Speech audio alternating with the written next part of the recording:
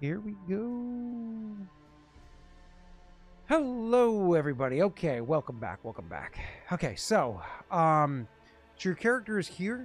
He's had his walking around with his liquid meal and kind of taking in the sights and then looking to go and find, as the evening's getting late, going to find a room for his evening. It's important to note, if you wanted to have a proper room for the week, like a proper room with a good bed, meals included, so on and so forth, all that fun stuff, that would cost you a fortune in your current state, unless you sold some items that you belong to. That could cost you a whole silver. Sorry, not a silver. A whole 4 silver to do something like that. Gee.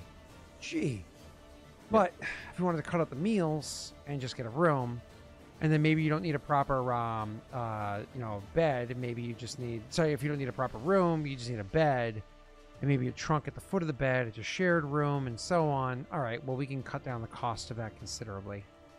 Rather than 4 silver, it'll cost you 4 copper, and you have to figure out your own meals.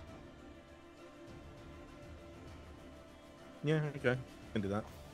Okay, so you do exactly that. You'll grab you walk into a place, ask around a little bit, so on and so forth, and see what you can do to get a room, and they'll tell you, again, it's a shared room. There's in total 8 beds in that room. Each bed has its own chest, and each chest has a lock on it. While you're staying there, there is the lock, and you have the only key to that lock. If you were to lose the key, there will be a hefty fine that you have to pay. But as long as you have the key, you're good to go. And so you're fine. Sweet. Yeah. Cool. So anyways, so yeah, you're Hold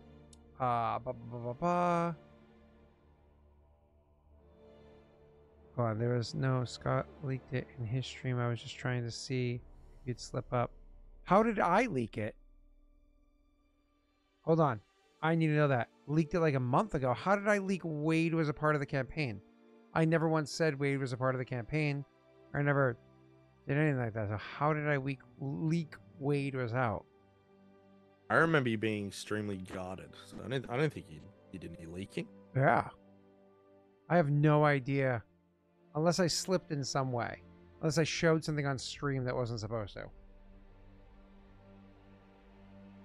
But back to the game. So instead of getting distracted by chat, don't look at chat. Bad Scott. Ignore chat. Chat's not here for you. Chat's here for themselves. All right, cool.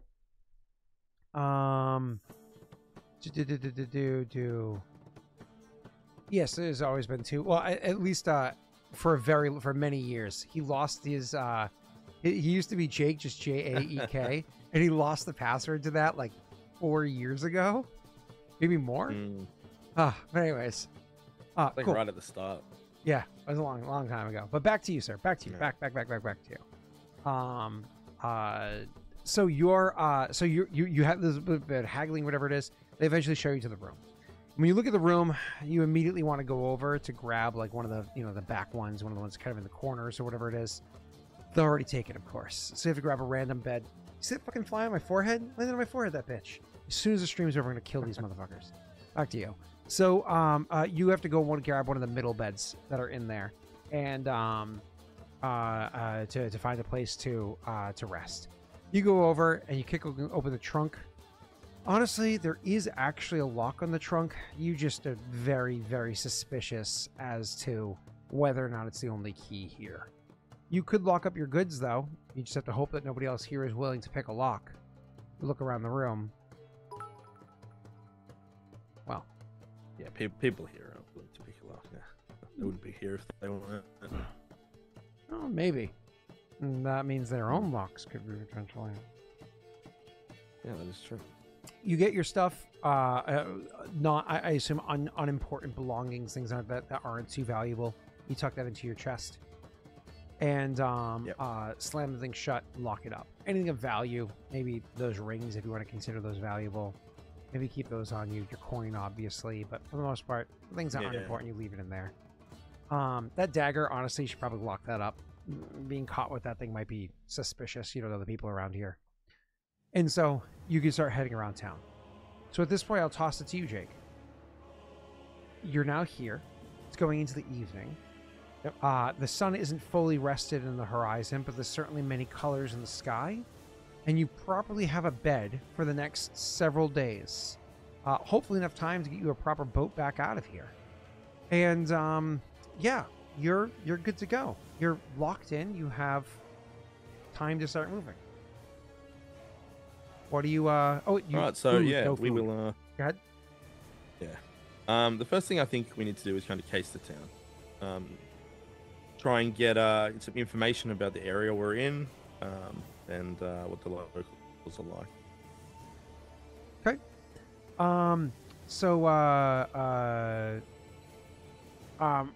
For casing the town, just kind of getting a general read of the peoples. Yeah, it's surprising, that this town, like you said, is such a kind of well-kept marina. There's cobblestone streets here, which is unusual, with wagons.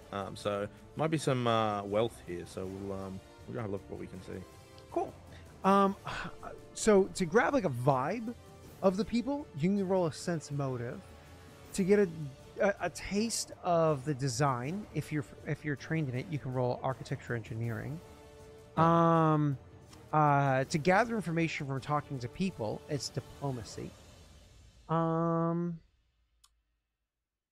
I'm not sure what else would be worth you looking into at the moment for that. So I'll take a sense motive if you have architecture engineering and diplomacy. All right, so I don't have architecture and engineering. I do have, like, I can do what, sense motive or diplomacy, or both? Both, sir. Okay, yep, can do. Diplomacy first. Oh, it reminds me, I have to get back to Dexy.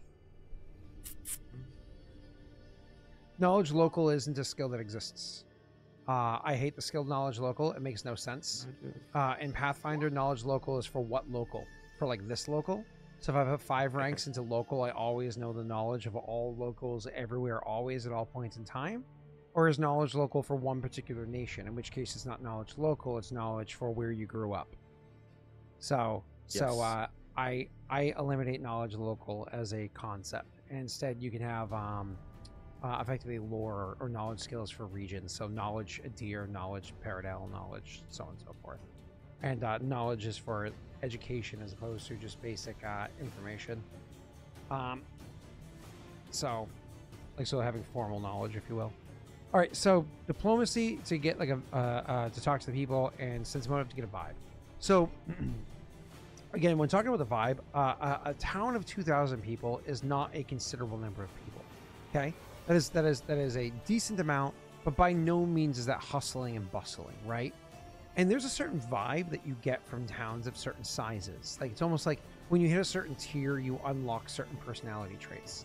You'll notice that in this, in even modern day real life, somebody that grows up in a city has a certain way that they walk, a certain literally like gait and pacing to the way that they walk, a way that they speak, a way that they move, a degree of patience, accents will evolve, and so on and so forth.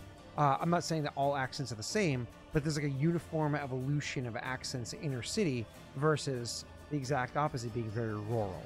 You know, a different gait, different kind of way that speech patterns develop or evolve, etc., etc.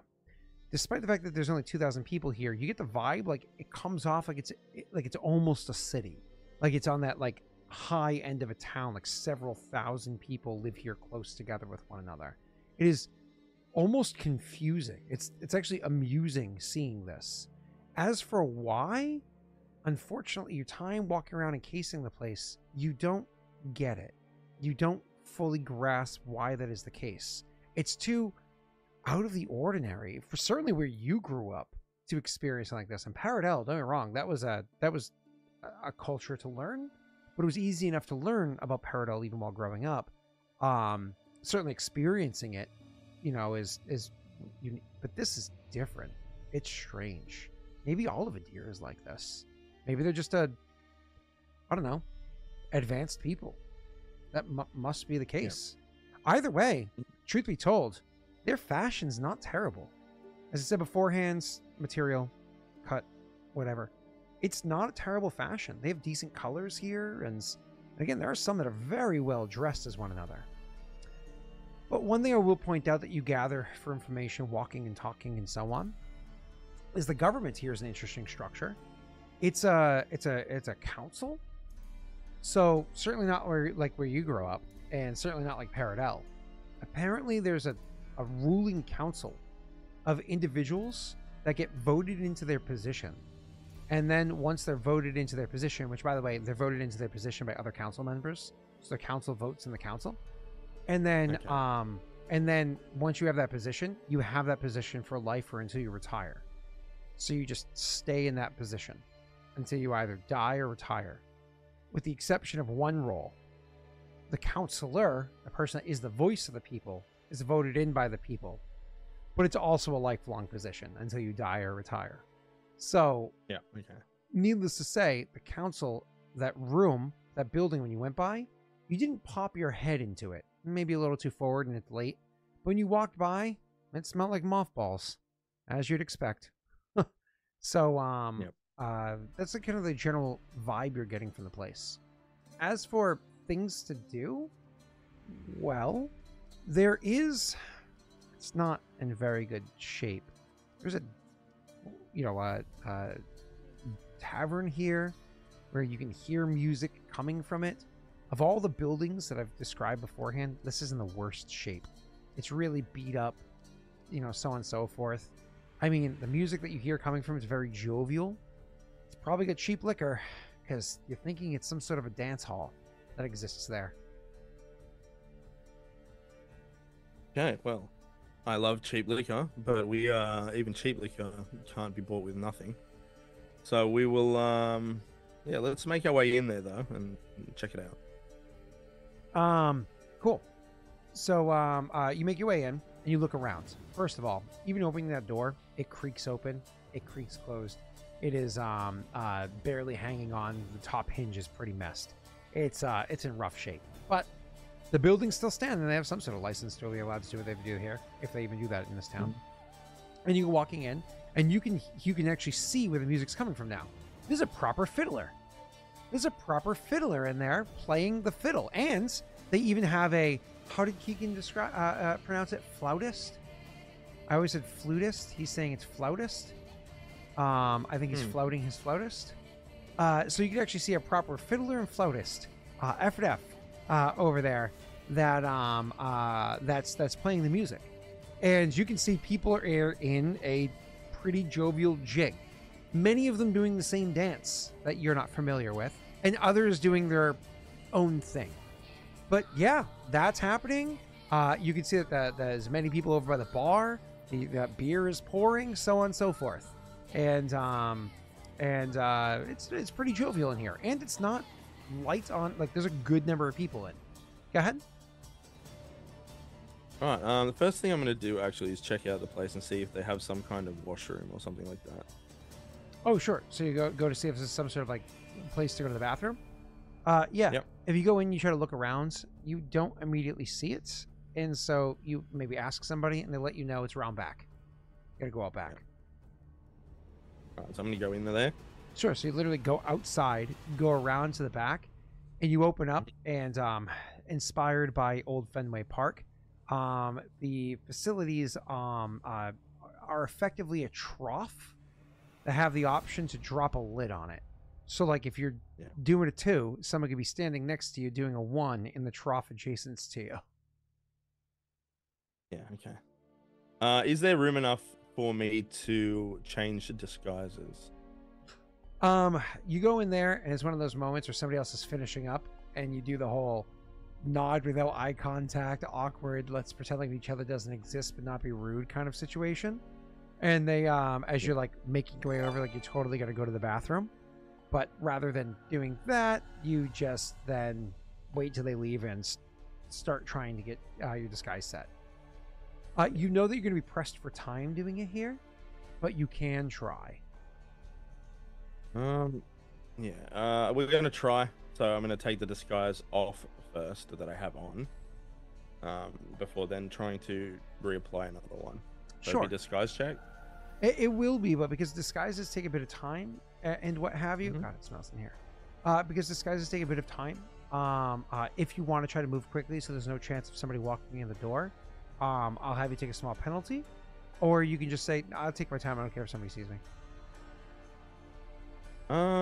We will take yeah, we'll probably take the penalty and try and get we get out of our priest disguise here and get into. I'm going for like a type of just a normal person. Like the persona is going to be a sailor, so that's what we're going for. Sure, not a problem. So just going for a general sailor look. Looking for DCs here. So it's just going to be you're setting a DC is all you're doing. I assume you're holding the same race, human, holding the same gender, male or man. Yep. You're trying to stay the same category, which is fine for a sailor. Minor details. Are you trying to only change minor details about yourself, or are you trying to properly change yourself? I think we've only got time for minor details here. Cool. So like we're going to be different enough, but Minor details give you a +5, and you're going to take a -5 for trying to do this rushed while taking the other one off. So why don't you go ahead and roll a flat roll? All right, let's see how we go. Hey, nice. So with a 19 total, by the time you're like, you hear somebody like walking up, and you know that they're coming up because you can hear that like, as they're walking up to the bathroom from the bar. And so when that allows you to like turn around and finish like getting it all set up or whatever, says they come walking in. Like a second later, you turn back that way and give again that whole not make eye contact, nod sort of situation, and you can make your way out of the restroom.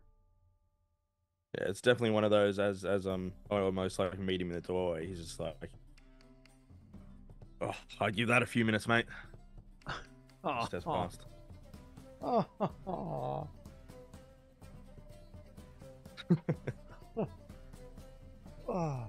I don't know about you, but like where I spend my summers, I tend to be around a lot of outhouses because like where we go on vacations or whatever, they're so rancid. Oh, they are. Yeah. So nasty. Anyways, all right, cool. It's good. It's one of those few hours where I'm like, you just feel bad for ladies. You're like, oh boy, oh boy. Anyways, moving on. So, you make your way out and start going around back into the actual tavern itself. The song has changed. It's no longer a jovial jig that they're doing. They're doing another song, and it's like at this point it's much more mellow, much simpler, and it seems as though it's the just the flautist that's playing the music now. All right, well, I'm going to enjoy the music, but look around and see what groups of people. Maybe if there's something going on, a story being told, or some gossip, I might ingratiate myself in there. Great. So you look around and you can see there's a good mix of people here. A good number of hobgoblins mixed in with humans, and you even think you can see a few Perrin. I mean Perrin. It's important to note that you can't differentiate a Perrin from a human unless you have an extremely keen eye if they're under, say, 30 years old. Once they hit about 30 years old or so, the features start to show themselves and they become more apparent. And so you can see that there are some Perrin here. So they must be in their 40s, 50s, or so on to pick up these details for somebody who's not so keen with it as yourself. So it's nice to see like a good mix of different peoples that are here. As for breaking it down beyond actual races, you can see there's a couple of like couples, very obvious couples that are here. Some that are clearly been together for a long time, and some that have that young flame and kind of the flirtiness with it that goes to the nature you look about the bar. And you can see others that are groups of friends that are chatting and et cetera, that are in the area. And finally, one of the things that you notice is over at the bar itself, you can see that there's a conversation, kind of a jovial conversation happening between the fiddler that you saw earlier and somebody else who's dressed actually pretty darn well. Not the same style of dress you've seen from others, but dressed pretty well. I mean, we're talking like some sharp purple looking clothes, a bit worn in color, but still has a bit of sharpness to the color. A bit worn, a bit washed, but still has a sharpness to the color in purple. And then it even has a trim to it that's golden in trim. When I say gold, I don't mean like literal gold. I mean the color gold. So like a deep yellow, and trim around it. Young chap, very jovial looking. All right. Well, he's like the odd one out, right? Yeah, definitely the best dressed amongst the people here. Yeah. So I'm gonna just lean over to one of the drunks that are in here or something. I'm gonna say, "Oh, who's this fella? He looks a bit out of place." Yeah, gesture over, and obviously you've got your disguise, a solid disguise, looking like just one of the guys, and lean over and do so. And they look over and they're like, him? He been in and out a lot lately. He talks a good talk. I don't know. Yeah, I know what you mean. Those talky guys. What are they? He's like, Well, fuck him, huh? yeah, fuck them. You know, they just because they talk's good, they think they're better than us, eh? We'll show him. So someone else says, well, if they pay better than you. You're not wrong there, mate, eh? Some chortles or laughter amongst the different people at the table or whatever. Oh, well, what do you think he's doing in here? Coming and going. Yeah, at this point, why don't you go ahead and roll me a diplomacy check? It's not a particularly high DC, which is nice. Yeah. One of them says, rumor is he's reckoning on buying the place. What, so he can kick all of us out and get his hoity-toity mates in here? Somebody else says, I seen the way he dances. I bet that's exactly what he's looking to do. Make it a fancy dance place and all that. Fuck him, huh? And then somebody says it. Nobody else jumps in with it. You know what we should do? We should go tell him this is our place. And even if he buys it, we ain't going nowhere.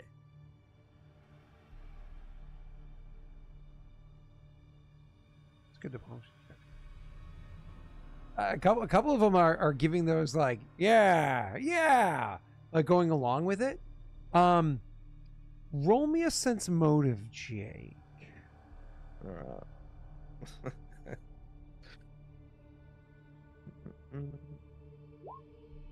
Oof, okay. So there's like when you're dealing with knuckleheads, there's always like there's the meat and then there's the potatoes. It seems like these guys are a lot of potatoes, and you're more or less coming up and being the meat, meaning like you're getting the vibe if you're trying to encourage them to go and do that. They're maybe not quite at that point yet, but they certainly are riled up to maybe go for the adventure, at the very least to see it up close. All right, I got it. All right, so I stand up and I say, let's go then, boys.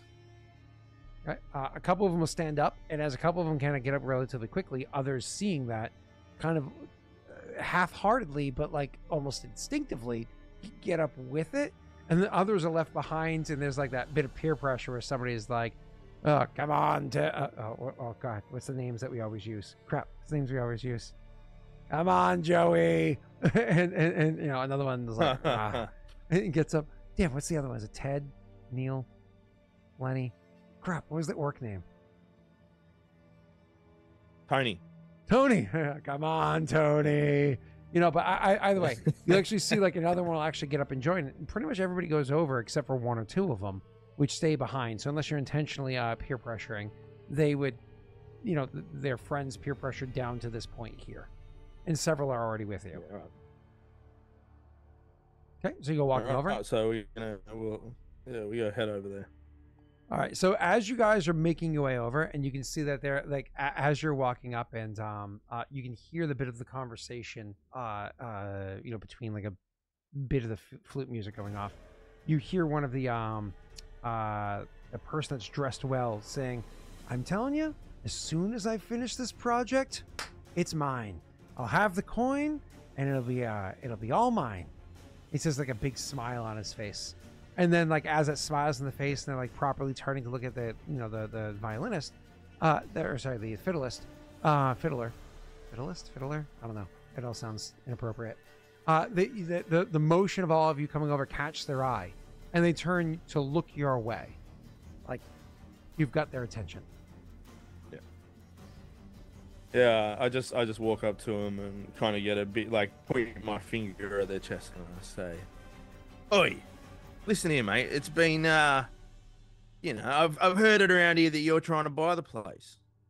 Turned it into one of those places you might see in and he thinks in his head, what was that other place? Hard Gwen.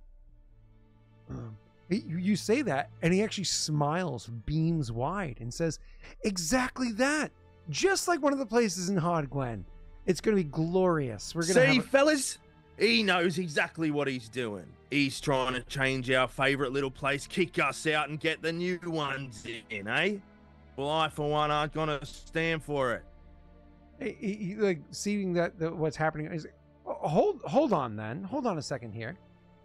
I mean, certainly, I'm looking to buy. Of course, I am looking to buy the place in a good, honest purchase. He says, looking over his shoulder, trying to catch the bartender's like attention, who's pointedly turned away from all of you and very much cleaning a wooden mug, like fist deep, elbow deep, fisting a wooden mug with a rag right now. He looks back, realizing he's kind of on his own, looks back and says, it'll be a good, honest purchase, and it'll be a proper upgrade to the place. And like he's drawing his breath to say something else. And with that upgrade, what about the prices? You're trying to outprice us here. No. Well, there would be a change in price, I suppose, to offset the cost. Exactly, boys. You hear? Let's get more. He's trying to get us out of here. He steps up. This has been our place for all my memory. Old Joey here, he was telling me his grandfather's grandfather used to come to this place, right, Joey? Joey's like, me grandmother's. Yeah, that's it. You tell him, Joey. You tell him how your family is steeped in history here, and we ain't gonna have no one from Hod Gwen come and tell us what you aren't gonna do in our town. So having been knocked back on his heels, this time seeing the amount of like kind of monologue, if you will, that your character was doing there, it gave him enough time to properly assess the situation, caught off guard beforehand, and finally seems to, you can almost see like there's that moment where their face transitions. You catch it. Like, okay, you caught them off guard. You had the surprise attack, if you will. But now the surprise has kind of been washed away, and they're realizing kind of like that there's some what's going on here. Not fully, obviously, of deception, but what's going on here. And he says, okay, you are intentionally taking my words and trying to twist them to your own benefit, and I don't know what benefit you're trying to accomplish. But I don't understand your fancy words here, buddy. Speak plainly so we understand. He steps forward and he puts a finger on your chest and says, I am going to improve this place for everyone. Look at this, boys. He's pointing down at me. Sitting up there on his high throne. Hey, this is what he really thinks of us. It says throne? I don't even know what you're talking about by throne. It's not exactly what, like... You're going to put a throne in here? You're going to sit down front... You're going to sit on a throne in your new inn? Looking down at us commoners, eh? It's not even an inn. It's a dance hall. It's going to be a proper dance hall. It's a dance hall now. You see the dancing? Everyone's having a good time. He stops for a second, trying to collect his thoughts, if you will. And he says, okay. You're upset because you feel as though I am going to push aside the culture that you have grown to enjoy and love inside of this place. Yeah? Yeah. All right. That's fair. Why don't you do us a favor then? Why don't you go ahead and show us a little bit of the culture that you want to preserve? You know what, mate? I don't think you're in a position to be doing anything around here. Like I said, you're looking down on us, telling us what we can and can't do, asking us to traipse around and show you our culture. Well, mate, I think I need to have a word with you. And I put my hand on his shoulder and I say, "Come on." And I'll like trying to push him to the exit a little bit. But while I'm yeah, we'll just see what happens. Yeah. Yeah, so he's as you put your hand on him trying to like start moving away, he's going to pull back off of that because he has no interest of going with you at the moment. He goes, "Tell who can and cannot do," and you can actually hear his voice, his tone, and everything starts to change. "I don't know what you're talking about there, friend. You're the one coming up to me and telling me what I'm allowed to do and not do, huh? You're the one that thinks you can come pushing me around. I can't buy the place because what? Because you don't like it, friend? Nah, that's not how it works, buddy. Nah, I got the coin. If you got the coin, you buy the place. You got the coin?" You see, fellas, he's lording his wealth over us. He's got the coin so he can tell us what to do. I got the coin like so I can put the ale in the bar. Ale. Well, you know what? If you got the coin, that's what I was gonna say. So he says having a round for everyone. Is that what I was gonna say? 2 rounds. What did you say? 2 rounds? Yeah. His head will snap back and give you like a sharp look, like the fuck. And he's like, "Drinks for everyone." And he turns back to the bartender. He's like, 2 rounds for everyone. We can have an opposed diplomacy on that. I think that'd be fun. Sure. Yeah. Why don't we go ahead and do that? Give me a slight, maybe a +1, +2. You know, I got the crowd on my side. Come on. You do have the crowd on your side. I will give you a +2 circumstance bonus. That's fine. Give me a second.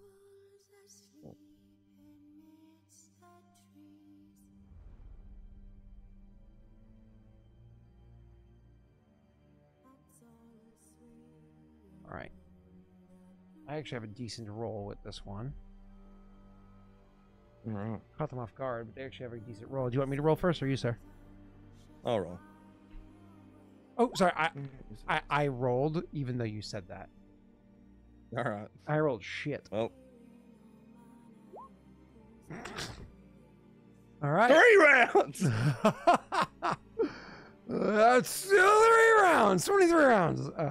So anyways, so they start pouring drinks, and it was like 3 rounds. You're like, all right, that 2 rounds or whatever it is, and other people are like chugging their first round and lining up for the second one pretty quickly.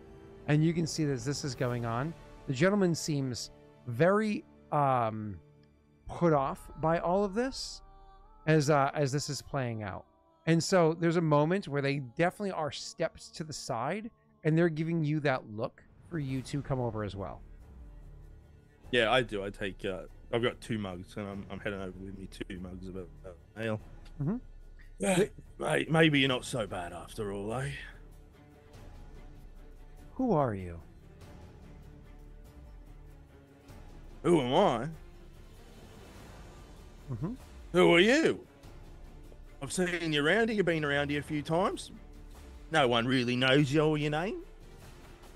No, there are more than a few people that know my name, but I've never seen you before. Don't get me wrong, you blend in. But how well? He says, like giving you like almost like a knowing look. Well, as it happens, I'm a sailor, you know. We just come in from Lvov a couple of days ago, thought I'd take me shore leave while the others went down there. Come to me favourite place only to find you here. You make it perfect with being a sailor and all that stuff, so on and so forth. Obviously, it's the disguise you went with. He'll actually like nod appreciatively and say, "Okay, so you live in Loshev?" I'm a sailor. I live everywhere up and down the coast, from port to port. This is just one of my favourites. No home. I understand. Do you? Not really. Well, I didn't think so. And I start drinking. Let's it linger for a second while you're taking your drink. After you like finish your draw, he says, "Good honest coin I've earned through my own labor, not through some funds left to me by wealthy parents or what have you. And to buy this place You look to like serve, you have wealthy parents. he looks down at himself and looks up and says, I know a good tailor in Hod Gwen. Yeah, I bet you love Hogway. Shrugs. He's and obviously, you can tell like he's getting into this persona. Like he believes now that Hogwen are the enemy, especially as he's drinking. But you slumber there too, you little queen. I'll kill you all. People won't get that reference. Enough, Will. So, anyways, so he so he says, well, Hot Gwen's not a bad place, and it's got not so bad people there too. Anyways, they got a proper dance hall, a real one, a good one that people here that have visited appreciate, and others would appreciate. I mean, sure, I have to increase the prices by a bit to recoup lost costs, but it's for the better of everyone. Look at this place, he says, gesturing around upwards towards like literally one of the support beams is cracked. Look at it. Yeah, I see. But let me tell you something, all right? What happens when you put up those prices? And if you don't realise already, this is the cheapest place in town. And what if we can't afford your prices, eh? What if you put prices up too much and then we have nowhere to go? What see, then? It's the dichotomy of the clientele. I understand this. I took a class about this, actually. He says to himself for a moment. Then he looks up with like a twinkle in his eye, and he says, you don't understand. Paradel, they come through here all the time. All you have to do is part of the upgrade, part of the increase, is you build it upstairs where all the expensive stuff is, and you make the Dell come through and spend all the money up there. They spend the money to cover the higher costs, and you leave downstairs a bit more expensive. I know it makes the downstairs a bit of a spectacle for those with a bit more coin to look down upon, but they're going to look anyways. And why not make a little extra money off of it? And with their costs, keep the prices of everything else down. We can have a beam that ain't going to collapse on your head and a roof that don't leak with ale that's worth the fucking cup that it's poured into. And you can do that without raising prices so high, ain't nobody here can afford to come. Well, you know, what you're saying isn't all bad, but, you know, first impressions and such, you know, people aren't too happy with you at the moment, mate. So let me tell you something, right? I'm starting to see the vision, right? I get what you're saying, but we're still worried. And, you know, I think I can help you, mate, all right? I think I can. You see, all these people, they're my friends. As you've seen, we're up in arms thinking we're going to not have anywhere to go. But I'm telling you, maybe with some of the right words from me, we might be more amenable to you. You know? Maybe Hodwan isn't, well, it's still bad, but maybe it's not that bad, eh? Maybe getting a little bit of Hodwan up this way ain't too much of a bad thing. What are you offering? He says very reserved. You's a smart fella, right? I can tell from the way he's saying those things. You know, Dell paying lots of money, something about the river, you know, but you're still going to be raising the prices. And that's not going to go down well. So, what I'm going to need from you is you slip me some coin. You know, help out fellow entrepreneur as it is. And maybe I, you know, put a word in with my friends here, you know? You can see the twinkle in the eye is starting to fade. And he says, now my problem here is I don't know if I'm dealing with a 2-bit crook, or if there's actually somebody here who's looking to put in some honest labor to earn some coin to help make this a possibility. I can't just go slipping you coin. I already spent so much, it's going to be putting me back 2 months in buying the place now. But, oh, my friend, you know, what do they say? The cost of doing business and such, yeah. That's what I heard. He nods and Listen, says, I no, I honest appreciate. work is great. I'm a sailor, you know. All I do is honest work. But what I'm saying to you is maybe if I help you, I'm offering you a service of the like. You know, like a town crier. Except I'm gonna cry your praises all over this bar. All right? He says, You might be the savior of this bar. he's like, no, I get that, but I can't afford to purchase this place until my work is done. I didn't get enough in advance to buy out this place, and like I said, you already set me back 2 months' time. So, if I have to get things in alignment so I can still purchase the place at the previously agreed upon cost and timeline, I might need a little bit of help from you. All right. Well, what type of helps you need, eh? What can old Billy do for you? He nods slowly and says, "Well, Billy." He taps on his hip, where you can see is a satchel. The type of satchel he has there is not uncommon for a scribe of sorts to hold books or whatnot. And you can actually see that he has another spot on his belt where he likely has inks or pens and whatnot. He says, "I'm working on a book here, a few actually, but this particular one I'm working on. I'm trying to find important details about the history of this place. And if you can help me to unravel those details, help me to unlock it, you being as far traveled as you are, maybe we can come to some sort of an arrangement. I mean, you claim to be far traveled, but how well do you know a deer? It's your home, after all." Well, I knows as much as the next person, which, we knows our area and, maybe a bit more. We don't head down to hoity-toity Hod Gwen much. But what we do know is that I think I have something that you need. You're looking for history or something, yeah? Something to Nods. put in your book. Nods. Well, may so happens I have something that'll help you, eh? May so I have something happens that I have that's valuable and exactly what you're looking for. You are stunningly amazing at drawing breath. Yeah, well, why don't we go over and have a seat? Looks around for a second.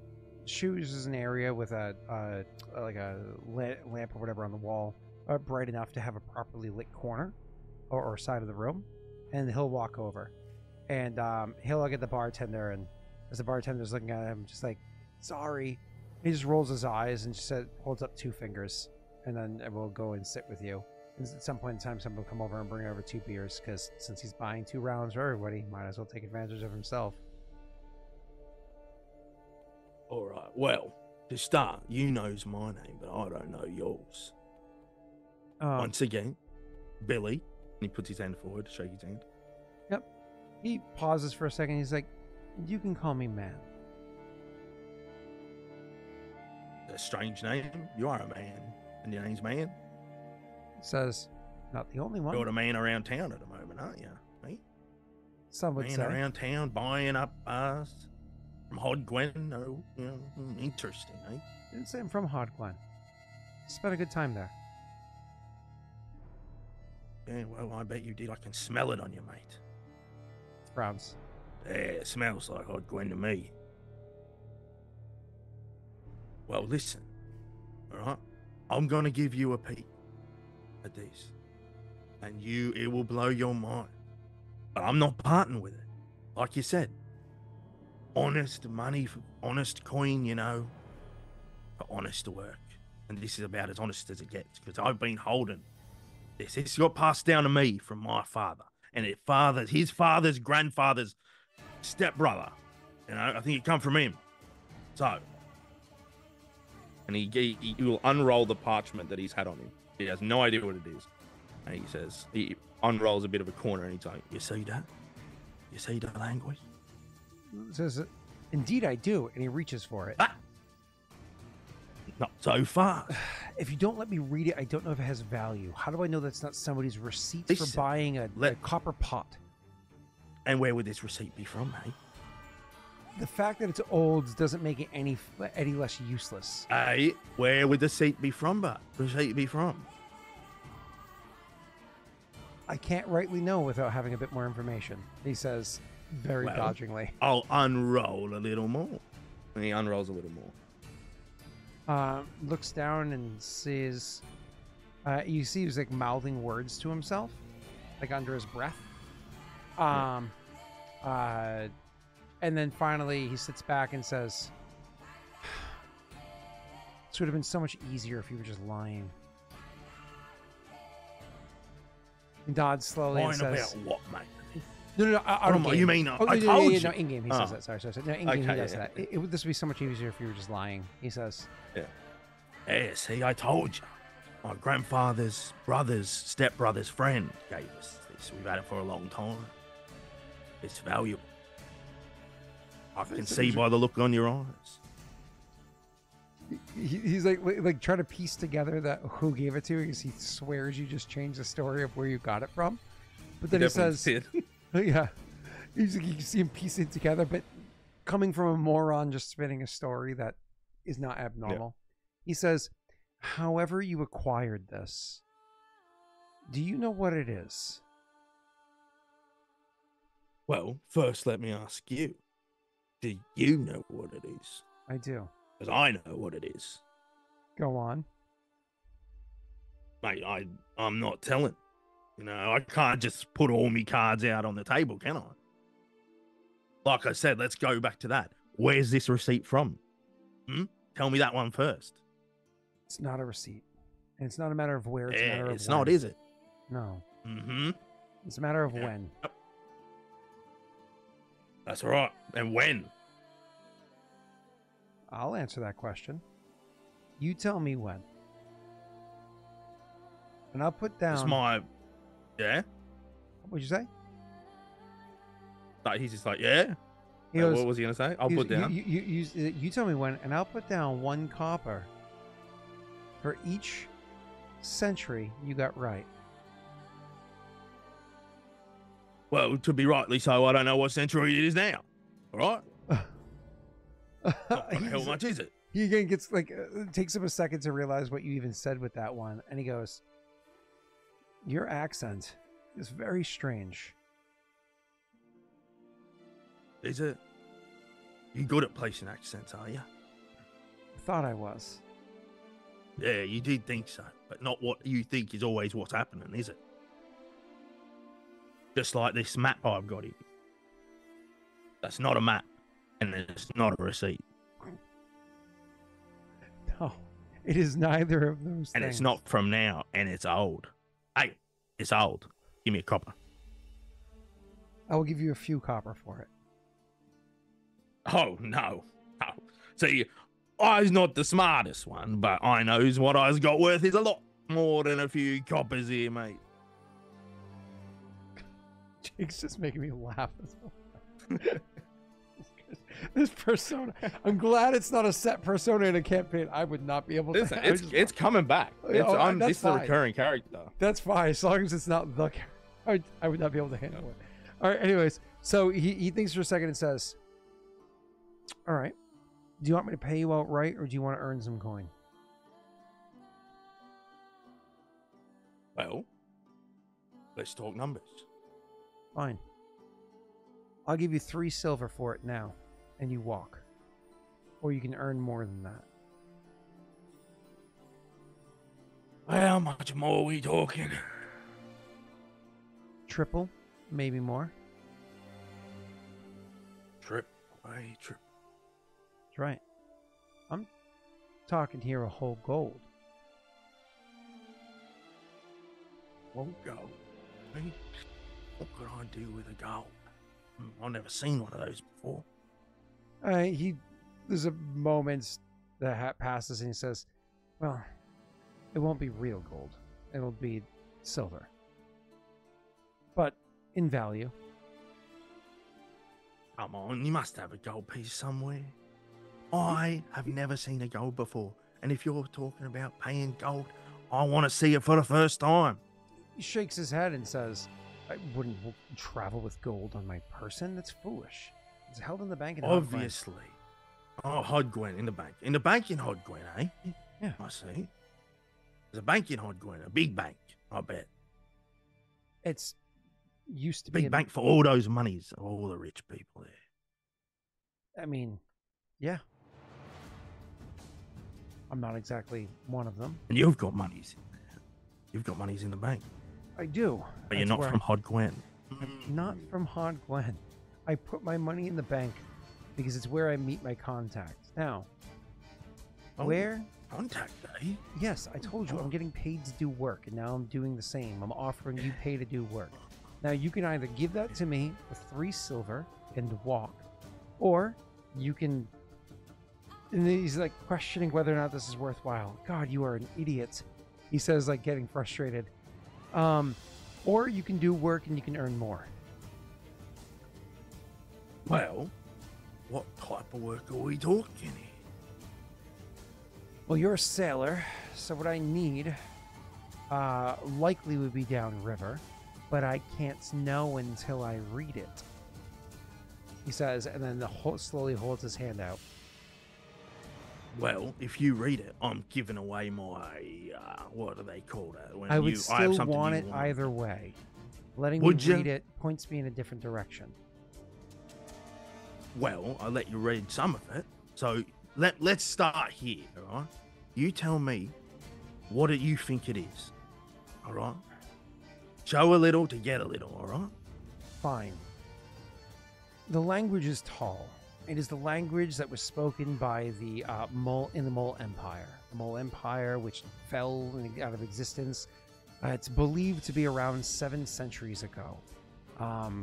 After they fell, many things changed in all of Eroth since then, so on and so forth. But more importantly, it's not just that it's written in tall, it's also the way that the characters are formed.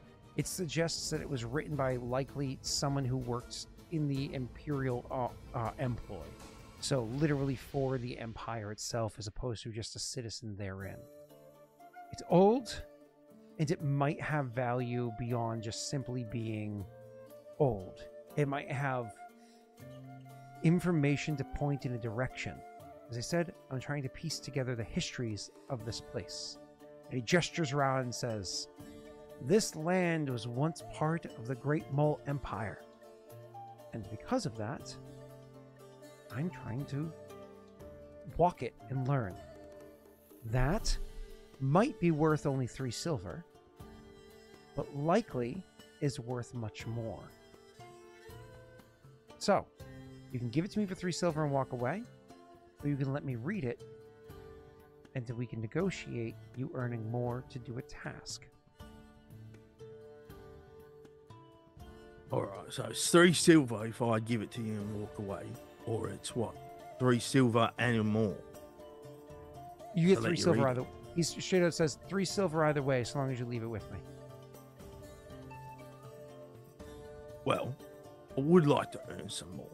Like I said, I ain't seen that gold you're talking about. Even though, yeah, I know you don't have the gold on you. But maybe one day I can get on my boat and head down to Hodgwen and go to that fancy bank. And I'll take out a gold of my own. But I think, like you said, this is probably worth much more, right? So let's go with 4 silver with the opportunity to learn more. You know, I've always wanted to stay at these fancy inns out here. You know, they give you the food, they look after you. 4 silver, come on. Let me see what you've already showed me. Then fair. Let me see what you've already shown me. Just let me stare at it for a few more seconds than what you've already done. Let me see what you've already showed me so I can contemplate your offer. All right, all right. You know what I got? I know what I got. I'll unroll a little, like the bit.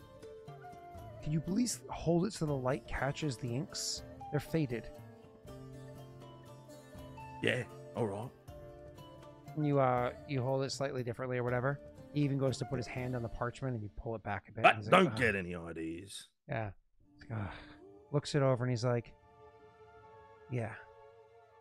Yeah, that's Imperial script right there. That's not That's not in surface. Yeah, that's Imperial script. Absolutely, that's Imperial script. This evening is becoming very expensive.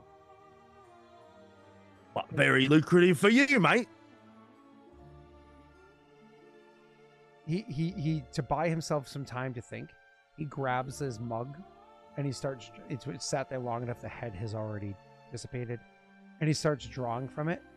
At first you think he's taking like a proper long draw, then you realize it was a decent sized sip, but he's also just kind of holding it up to his mouth, looking like he's drinking more to buy some time. I see those gears turning in your head, buddy. All right? I see what's going on here. And think about this. If this is exactly what you need, and you think it very well is, could you pass up this opportunity for one more silver up front? He puts down the mug and he says, it's not just one silver, is it? It's hold on a second. It's 50 slivers, isn't it? And we all know what a sliver can buy you, and now I have to go without 50 of that. So, fine. Very well. Ah! And he claps and he goes to shake his hand. He says, I think you're making a good deal here, mate. He will go to shake your hand, and after he shakes your hand, he says, the parchment. I hand it to him and I say, now let's get down to business. You're offer for more? All right, let's, now we both know what we're dealing with here. He blinks Let's see and what looks this up is. at you and says, you're from Galdaria. In perfect Goldarian, I say, too right, I am, mate. Born and bred. He pauses for a moment, thinking for a Don't you second. think about saying anything, or that parchment will go straight in the fire. So first you say that, and then you can see he's like thinking through the words, and it's almost like he's translating Galdarian in his head, and you can see him like actively translating it.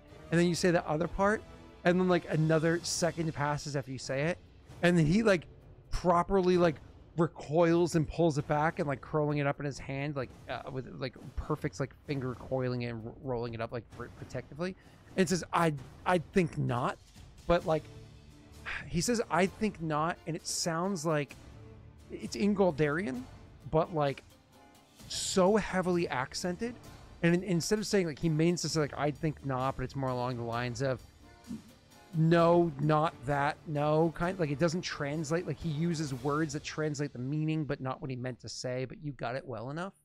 And so he says as he pulls back, Yeah, I say to him, and I say really slowly in Goldarian, I say, is this better? Can you understand me now, Mr. Smarty Pants? well, it's a few seconds pass, and then he says, I can understand you well enough. Responding, following your, like working his mouth around your accent and working his mouth around your cadence. Not perfectly, obviously, because you've intentionally altered and changed yours, but much more accurately matching yours in already that seconds than you would have expected. It was actually remarkably fast. And says, however, or but, or some along those lines, right?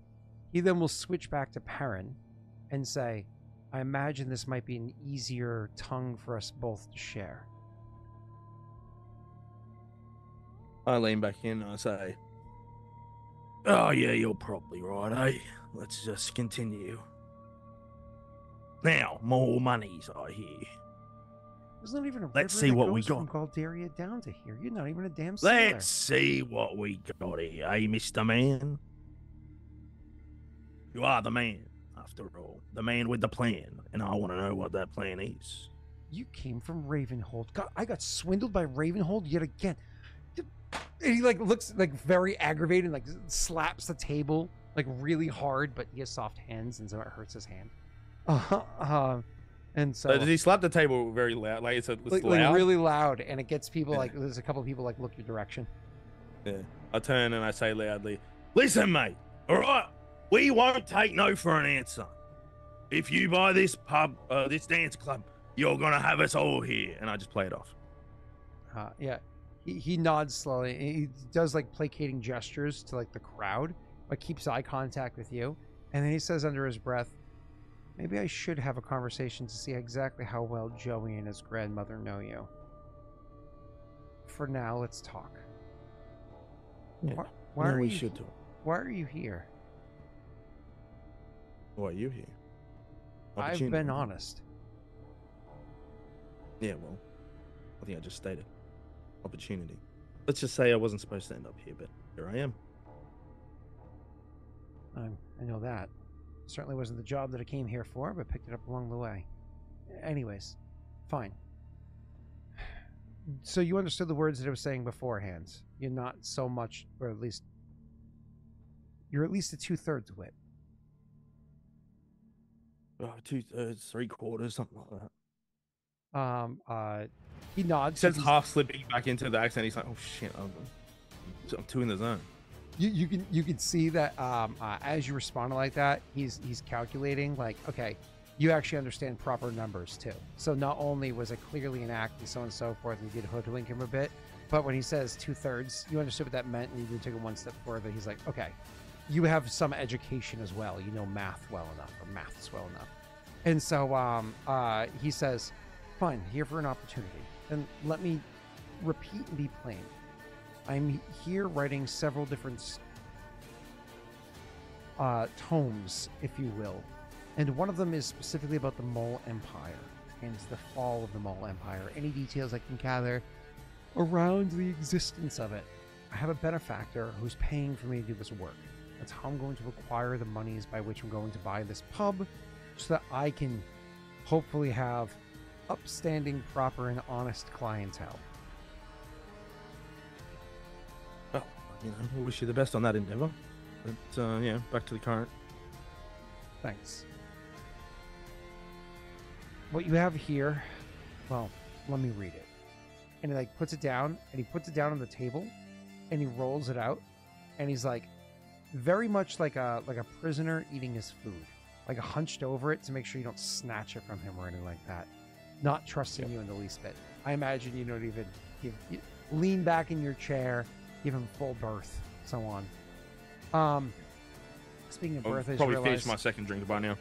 just realized my phone was on silence. Let me make sure. Okay, my phone's not supposed to be on silent while I'm streaming. I hate when my phone's on silent. I leave it on silent all day, but Brittany's upstairs, so I have to always have it off silent and always be able to look at it in case God forbid she calls me to say it's go. Anyways, whoops. So back to you. Says, okay, this is definitely written in the script of the Mole Empire. It's Imperial script. It has nothing to do with any of the subsects in their culture. It says something about the resting sun. I'm not sure what this is. Hold on. Pulls out something. Pulls out from his little satchel piece. He pulls out a small knife and brings it over to the ink, and he gives like the ever so slightest scratch of the ink off of the paper, and he brings it up, and he brings the knife to his tongue, and he licks the ink. Oh no, yeah, there's a good amount of coal in it. This is going to be from these are going to be either inks produced or produced from, so either where they were used, they're produced, or they're purchased from beyond. Knowing the way that the mole works, they tried to keep things more local. They're secretive even in their own groups. I think this is going to be from the mountains. I thought so. There's always been rumors of it over there. He starts like kind of talking to himself under his breath again. I don't know if you yeah, so he starts to talk on the resting. He says, the resting sun, the mountains, eh? What are you thinking? She said, looks up. So scattered across all these lands here, there's a whole bunch of old ruins. You'll see them, old mole ruins, unique places. Great architecture, long since forgotten how it is that it was fabricated. Doesn't matter. But not all of them have been discovered. I've got a few of them marked down for where they are, but I don't know them all. Certainly not. And it's been long rumored that one of them exists in the mountains to the west of here. You maybe even have seen them before. But there's not been too much proof of it beyond rumor, beyond story. I'm not saying a tasting of the inks is enough, but the way that the script is written and so on, I have enough hints pointing towards there are likely one of their old ruins in the mountains to the southwest of here, or at least the west. If that's true, with the lack of rumors, I hear some, and how removed they are from the beaten path, if you will, it's possible those ruins... And then he kind of like blinks and like looks at you, and you can see kind of like walls up a bit. Well, it might be worthwhile to visit them. Could be. Could be. You reckon these ruins are already looted? Anything left of value, apart from some scratchings on some paper? Depends on what you mean by value. Ah, so scratchings on some paper is what you're after. I cannot just simply make that trek. It's too far, too dangerous.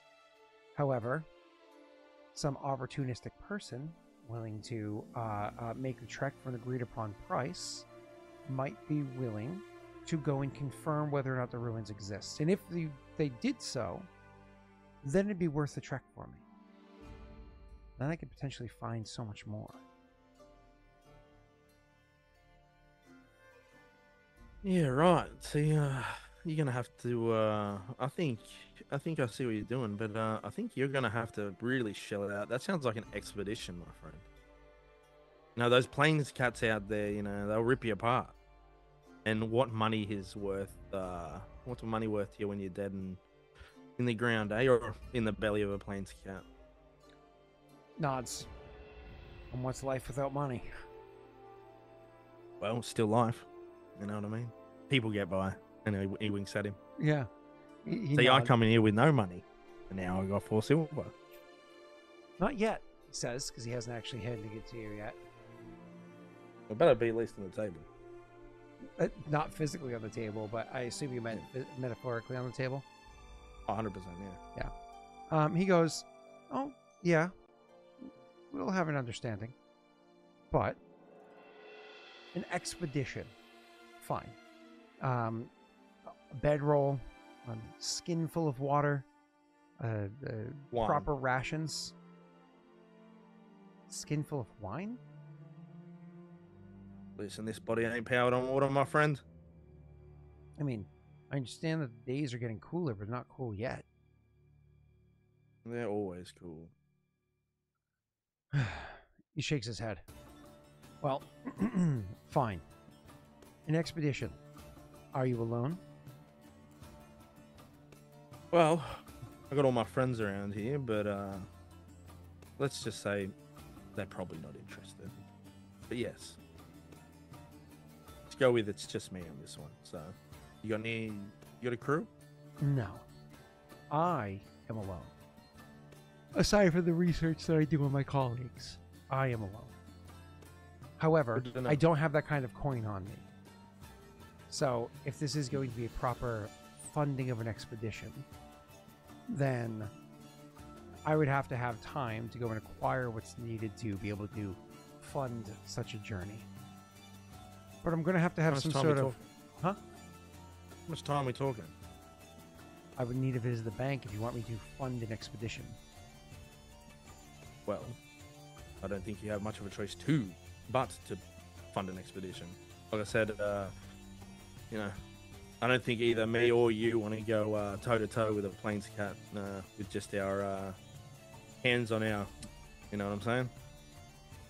There's have people that can fight, you know what I mean? People that know how to talk to people, people that might understand a bit more of what you're looking for.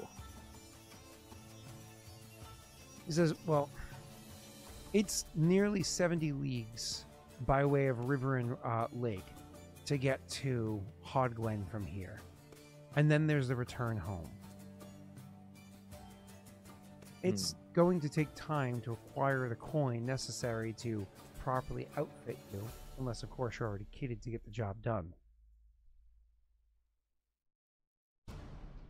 Do I look kitted to get the job done?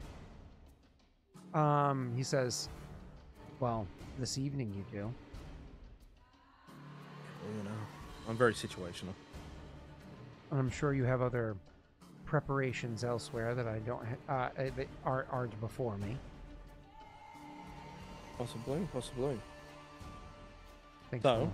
what are you proposing? I would have to have time to go and collect the coin and bring it back. That gives you time to figure out if there's anybody that you want to work with between now and then. It's going to take me a few weeks, maybe even more than a month, to have time to get down there, acquire it, and come back. But that's fine, because that opens you up to travel in the mid-autumn. It's not so bad, and early winter here isn't that bad as well.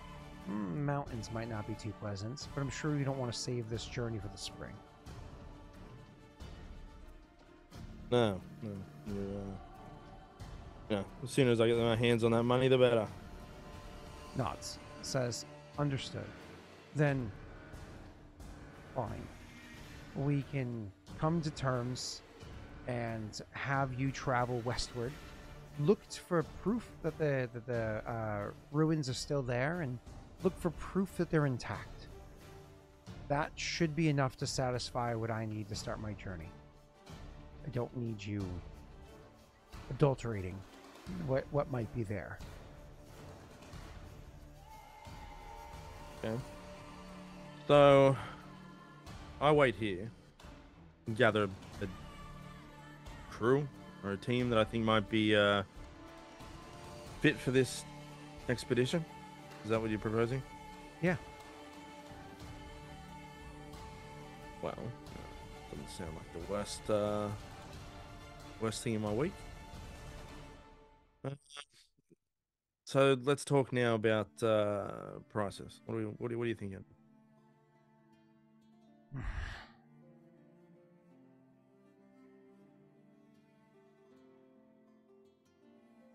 I won't be able to afford to buy you horses, so don't think that's even a part of the conversation. At best, maybe a pony to share, supplies to go to and from, basic things like that. That's possible. Beyond that, for each of you to travel there, confirm existence, and bring it back.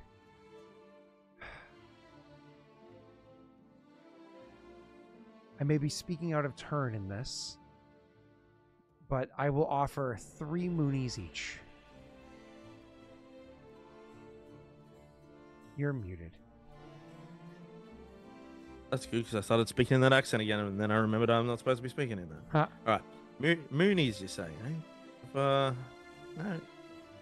contrary to what I said before, I have seen gold, right? Might have had a piece of gold here or there, but I've never had a Moonie. Always wanted to have some Moonies. Shrugs and says, you don't have moonies in Galdaria, and Deer predominantly uses Perrin coin. Yeah. So, 3 Moonies you said each. Yes. I think that's a fair price to travel there, confirm it is still sealed up, its existence, and to the best of your ability, still sealed up, and let me know the truth. You are outfitting the expedition. No horses, maybe a pony.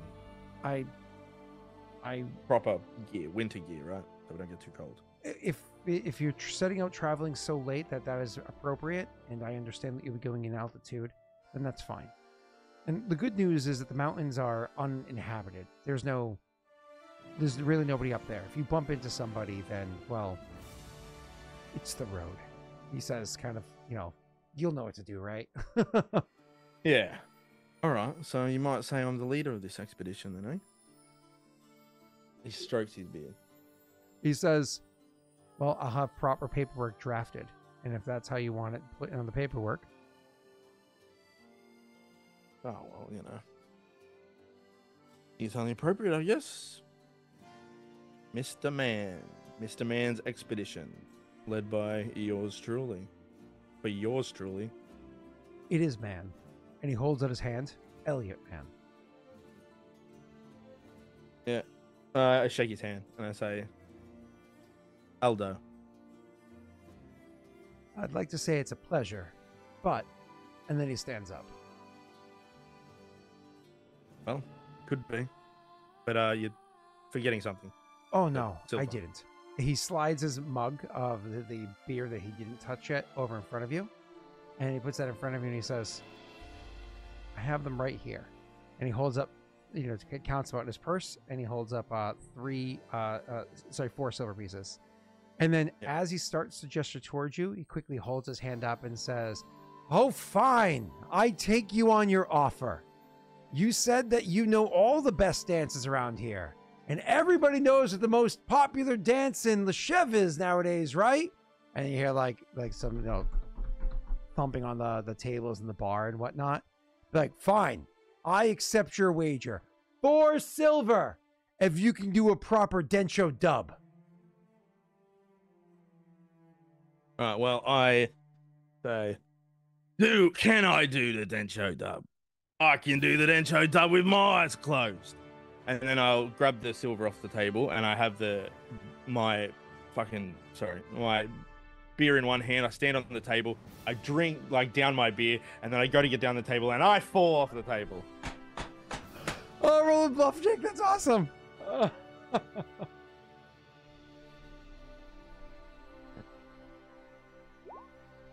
that's good. All right.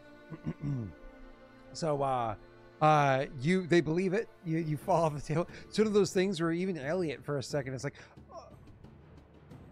and yet you fall and clatter. And actually, on your way down, falling off a table, you unfortunately crack the leg of the table, which knocks it down as part of the fall. And as you go out, it ends up breaking the other 3 legs, and that whole table actually properly breaks on the ground. And you hit the floor with a good, like it's like a proper oof. I'd say it's like 1d4 non-lethal damage, but it's not worth noting at this point. So as you land like a proper fall.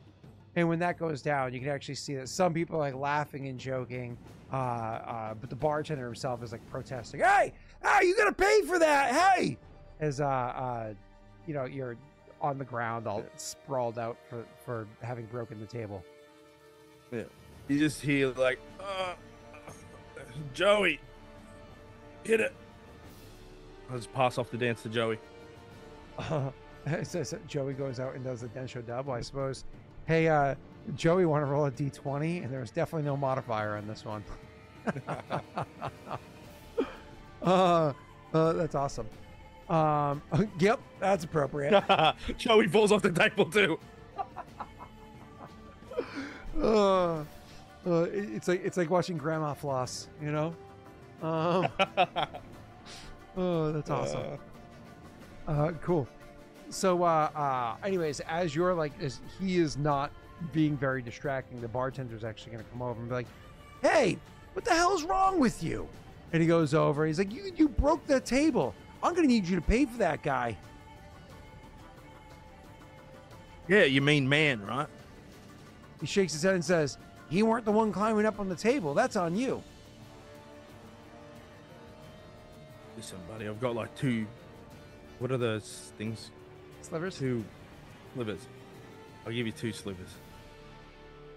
He furrows his brow at you and says, oh no, you owe me a proper silver after breaking my table the way you did right there. You even cracked this chair, he says, going over, and the chair has probably been cracked for a long while. He says, you even cracked my chair over here. Oh no, after all the hell that you raised in this place? Listen, buddy, my negotiating got you a little bit more. All right, Mr. Man's coming back. He's going to Hod Gwen to empty his vault. Don't you worry now. That chair's at least the always. Diplomacy. He's pretty pissed that you broke his table with your little trick. No.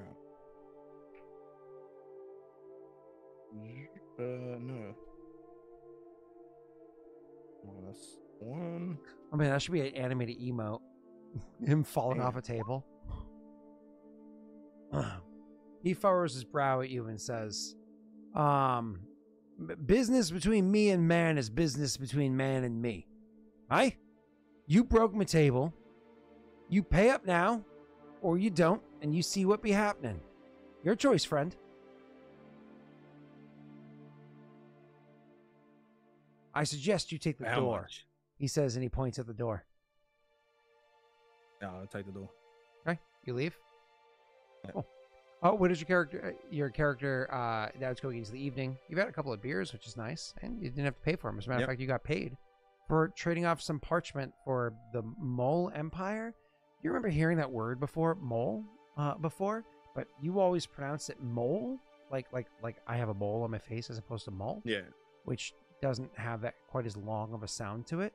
It's like, I mean, you don't know much about it. You heard stories in your youth or what have you. The Mole Empire was, you know, a bunch of people that lived a long time ago, and I don't know, you think that they helped the, you know, dwarves live underground or something like that, you know, if dwarves even exist or whatever. I don't know, maybe the mole people were the dwarves, whatever it is. You don't really know the stories all too well. But hearing it pronounced mole as opposed to mole, and that apparently it's real, and you were holding their script, that's strange indeed. And how you acquired it? Who was she? Why were you there? Whatever. What do you do with the rest of your gift horse in evening? the mouth, isn't it? Huh? That's the thing. It's a don't look a gift horse in the mouth or something. Oh yeah, don't look at the gift horse in the mouth. Yeah. For the rest of my evening, shit. Well, we're gonna upgrade, I think. Sure. Go upgrade for the week.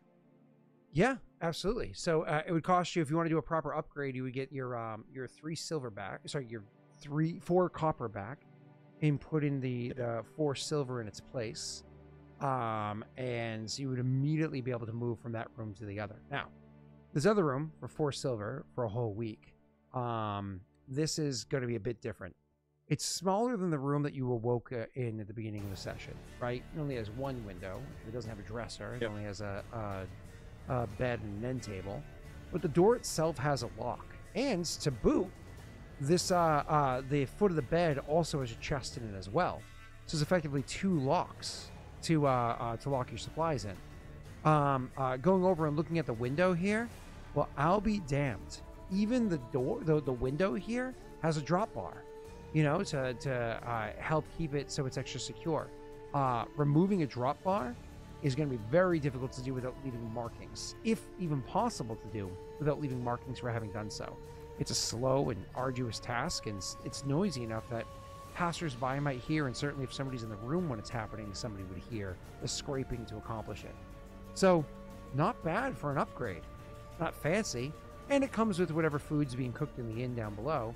So, some basic stuff, but food, bed, multiple locks, that's decent.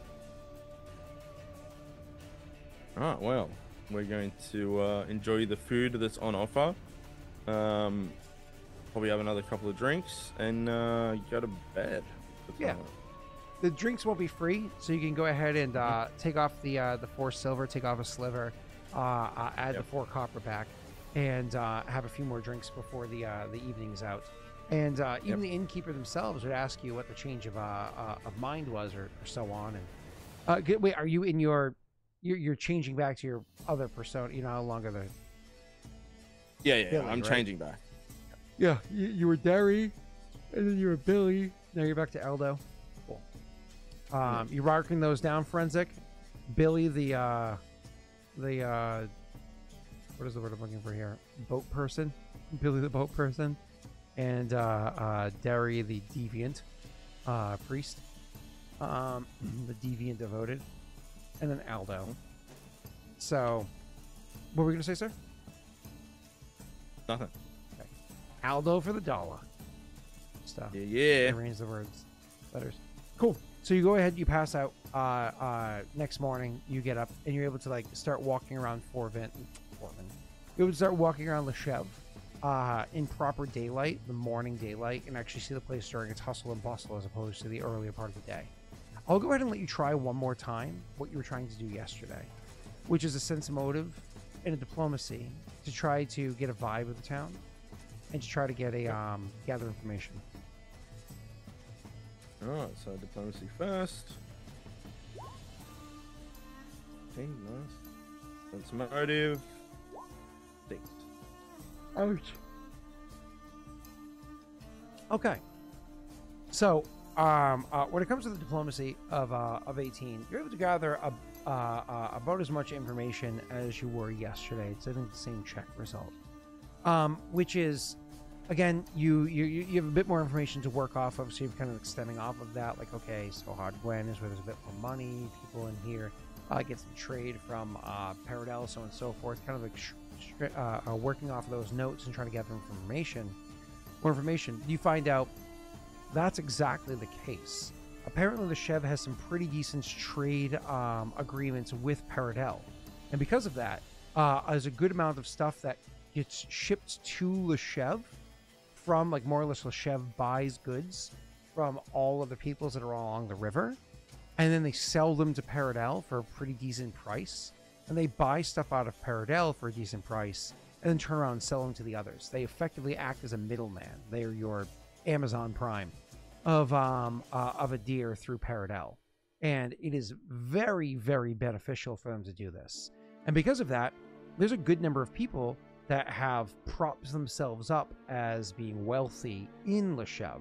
As a matter of fact, some of the council members themselves, they're not from Adir. They're from Paradel.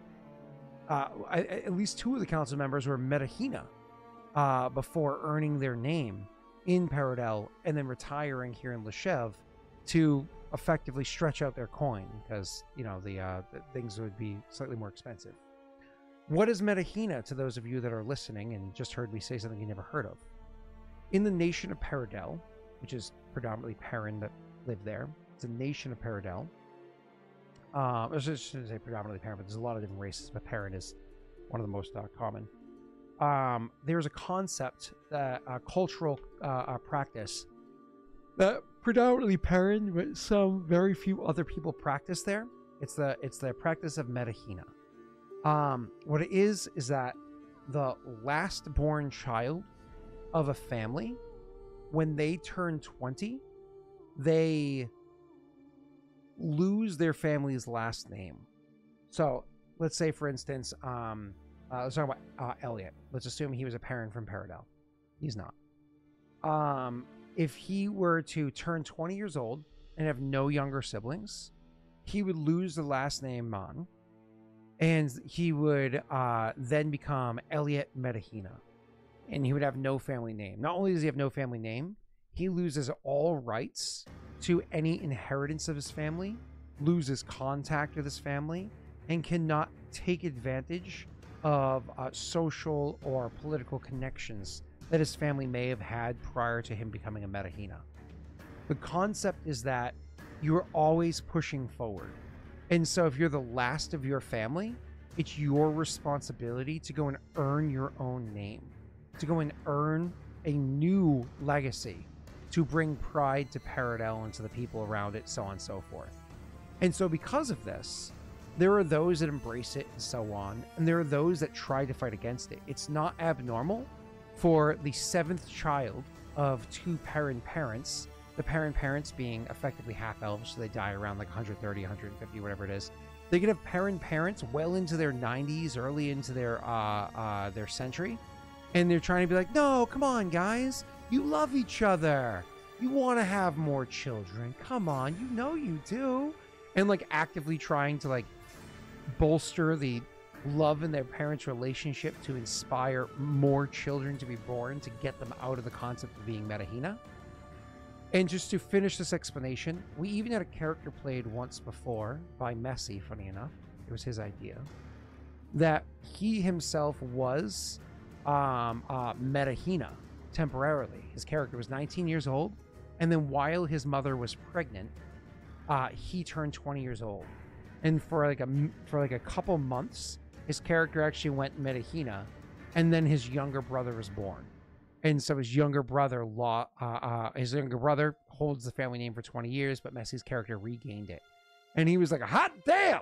Like, well, God, that was poor for a minute there. Because like he grew up like super wealthy. And for like he's like, it was like a month and a half where I was poor.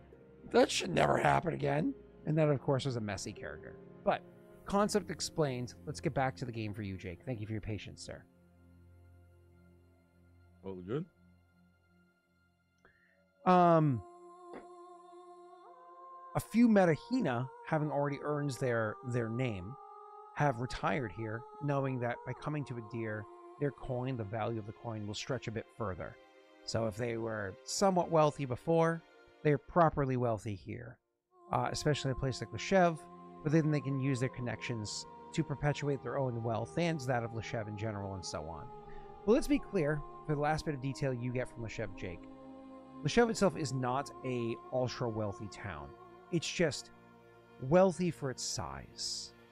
It's not very big. And so it seems luxurious because of its size. If it was even double the size, there is no way in hell you would even get slightly, even half that vibe. Even a fourth that vibe. Cool. Mm-hmm. So next morning, your character gets up, spends time around, going around and properly getting this kind of like vibe check and so on and so forth. But then when you go and check in at the inn, the innkeeper asks you as you pop in and says, hey, what'd you say your name was again for the books? Remind me what persona I'm using. You tell me. What was it? Bobby. Billy, right? Nope. Bobby. Okay. Bobby. Okay. And he looks you up and down and says, all right. I have to say some of the town guard, they came by earlier today. I mean, Asia is a good sort, but he was looking for someone. Maybe Bobby was the name. Said Billy, Bobby, somewhere along those lines. And apparently caused a bit of a to-do at a tavern last night. I told him that there's no Billy that lives here. I'd be staying here. But Bobby might be what he was trying to say. He says, you did come in last night and had a bit of smell to ale on you there, friend. Well, listen, Billy and Bobby are two completely different names, so it's definitely not me they're looking for, and I definitely didn't get in any trouble. You came across a decent amount of coin pretty quick to step up from the old room to the new one. Well, if you must know, I didn't know what type of establishment you were running. So sometimes, I'm rather well-traveled. Sometimes an inn will give you, when you look at what their lower class rooms are, sometimes they're, a bit, I'm going to be honest, a bit better than what you've got going here. But I thought to myself, let's give them a chance. All right. And I thought I'll upgrade. I'll pay him the extra. Starts waving aside the see how it's explanation as you're kind of like going through it. And he goes, well, you seem to have your stuff in order well enough. All right. I just had to ask because apparently somebody caused a bit of a ruckus last night and they were looking to throw the person in the tank. So, shrugged. Well, no ruckus from me. No ruckus here. You good? Nods and says, all right, Bobby it is. No Billy. And you kind of go off on your way. Cool. Yeah. So as you're making your way around town, you literally are just, at this point, you paid to stay a week to potentially head back up north. But you also potentially have to wait a little over a month to get a job from Elliot. What is going through your character's mind? What is he contemplating? What is he thinking of exploring, checking out, looking in on? If there's anything of value that he sees? Or is he just looking to kick around town for a little bit longer? He's definitely going to kick around town. He's not, he's one of those guys that, I'll worry about it tomorrow. But he definitely wants to see what they have any temples or shrines or what's going on in this city with the faith leader here. What faith is it? Pantheon. Yeah. Oh, sure. check You're trying that to see what idiopan that the people here are using? Yeah. Yeah. Gotcha. I mean, it's going to be a little mixed up, of course. But yeah, so around in Adir, common gods are the Martyr is a huge common one here. Thalindra is a huge common one. Especially Eastern Adir, but Thalindra is common. And Vroga is a common god. I should say Vroga Waruk is common, though not for the battle or reasons, for the reasons of freedom and so on. There's a couple of others as well. Is it Kalden, whatever it is, Kaldor? So the nature one. That's another common god that's here. Then there's, I think it's Moretsk, which is a god of like kind of like self-building, is a common one here, so on and so forth. One of the things that you'll notice is that Lady Aravel is not anywhere near as represented here, just over the border, as it is in Paradal. In Paradal, it's like temples to Lady Aravel everywhere. Here, it's like, good luck finding somebody that openly worships Lady Aravel. You know, it's a very, very strong juxtaposition to what it was before. So you were able to kind of like pick up those details. One thing you're going to notice is that as nice as Loshev is, and as clean as it is, it's not without its own struggles. There are individuals here that are also down on their luck. There are the poor. There are even the occasional those. It says destitute. Oh, they don't have a roof overhead.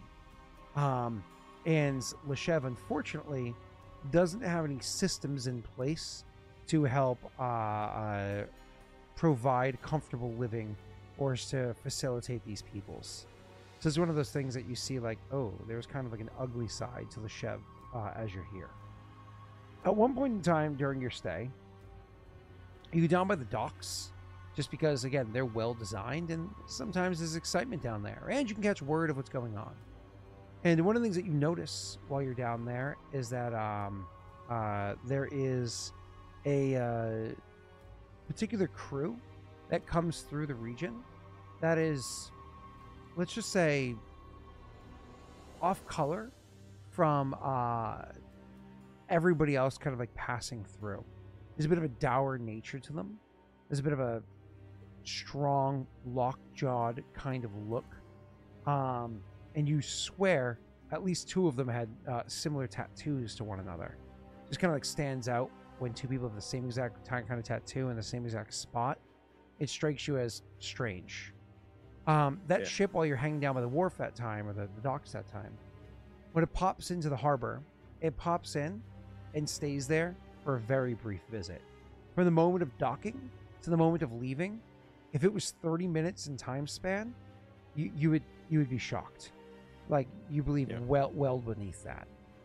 That they came and passed. And during that time that they came and passed, while one individual was speaking to somebody else that was already on the docks waiting for them, a couple of others came and grabbed a seemingly very heavy-looking crate and brought it over to the ship. They did not grab by hand, but like had a pulley crane situation, rope it into their riverboat pretty quickly. It was already preset for them before it came. So that was just kind of like a thing that you're like, wow, to see a boat of that size come and go that quickly, that was abnormal, but existed, and so on. Another point in time while you're inside of Loshev, because you do like to find your way into a bit of drink, and you like to try to not pay for that drink, as your supplies are not unlimited and you have no means of legally acquiring funds. And you like a little bit of entertainment. The character gets a bit drunk, is perfectly fine with being a bit rowdy, and so on. Unfortunately, one such time, not at the same tavern, the dance hall, if you will, as before. That place is a little too run down, and you only want to try your luck in one place every so often if you're trying to glean something for free. You can certainly go back under a different persona, though, just likely looking to pay for at least the next few weeks or months or whatever. Yeah. At another point in time, while you're at a bar, you're having a bit of fun. and trying to get things a bit rowdy. And drinks are being poured and so on.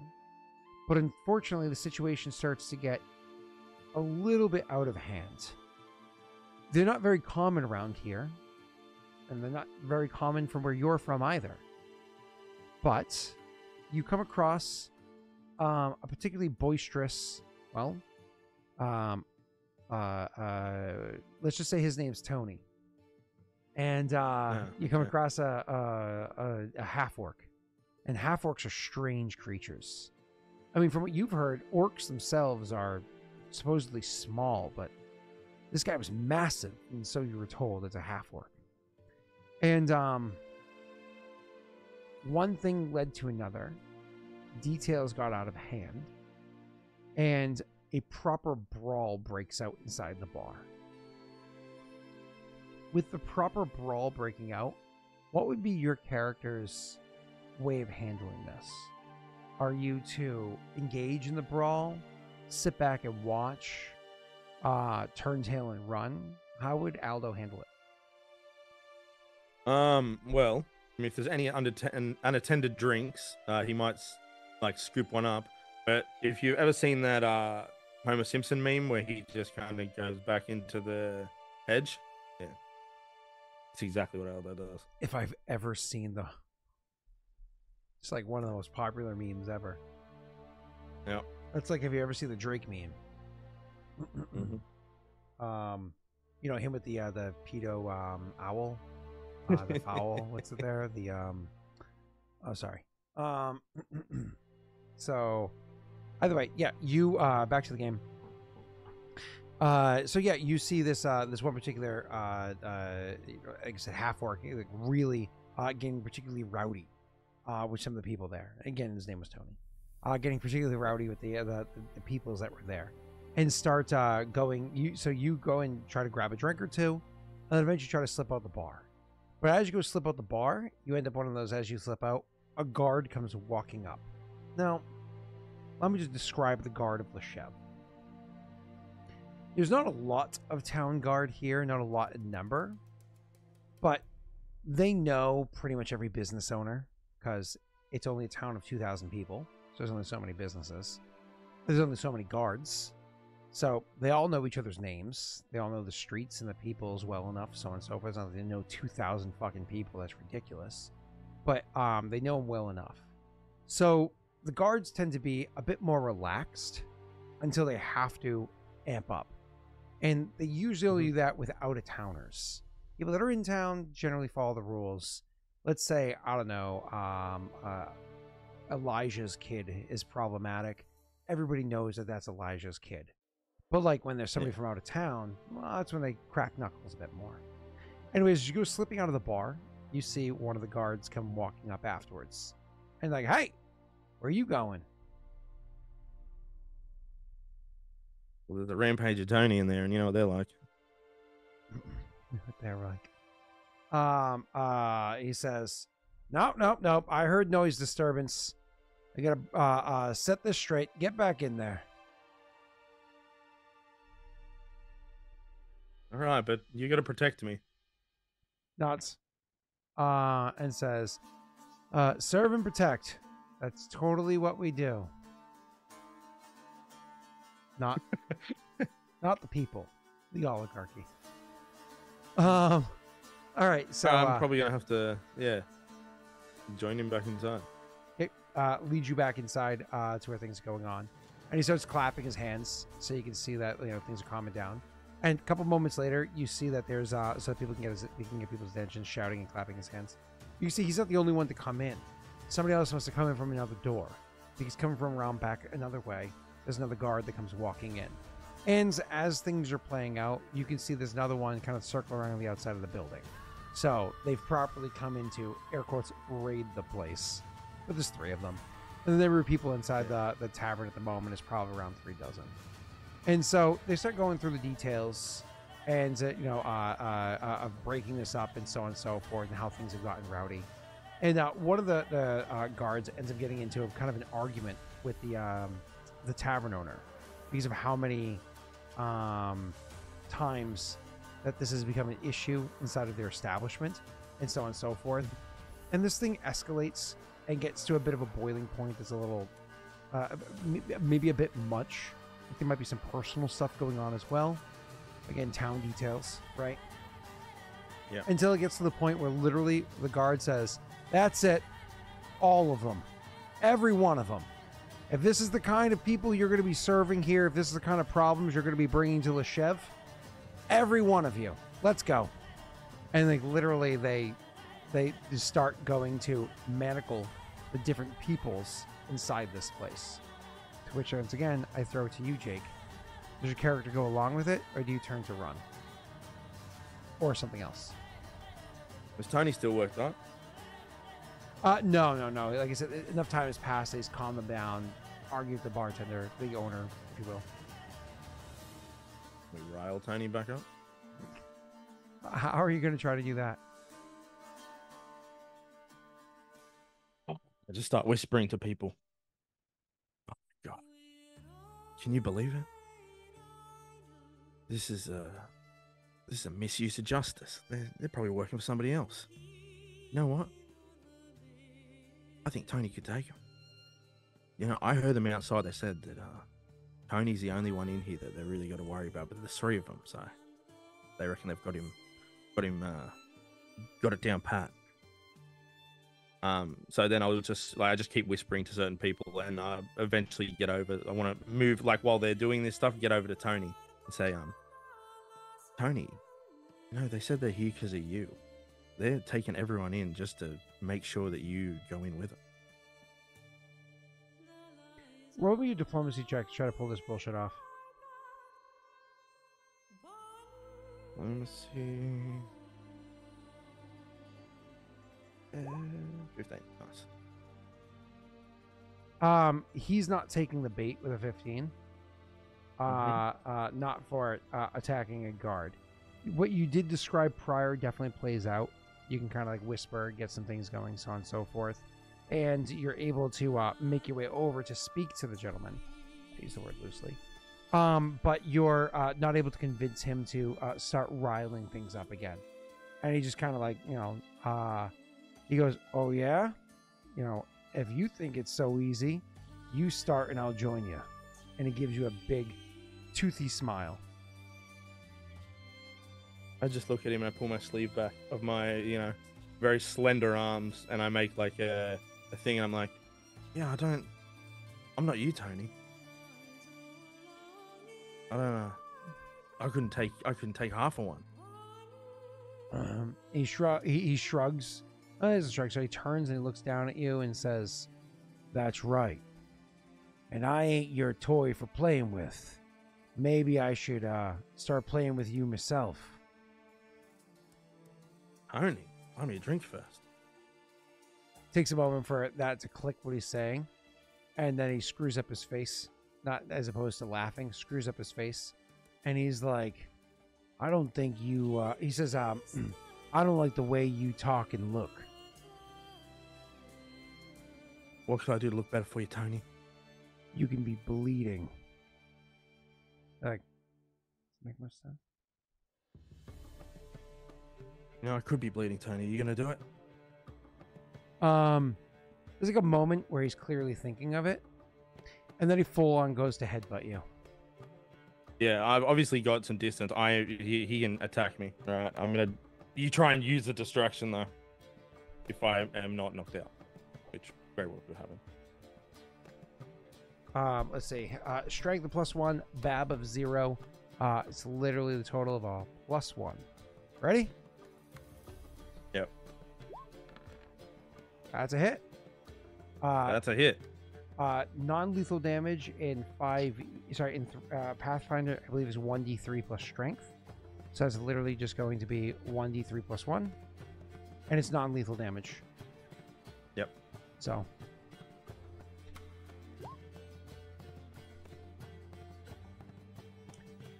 Two points of damage as he goes to headbutt you down and smack at you. How are you going to reply to this?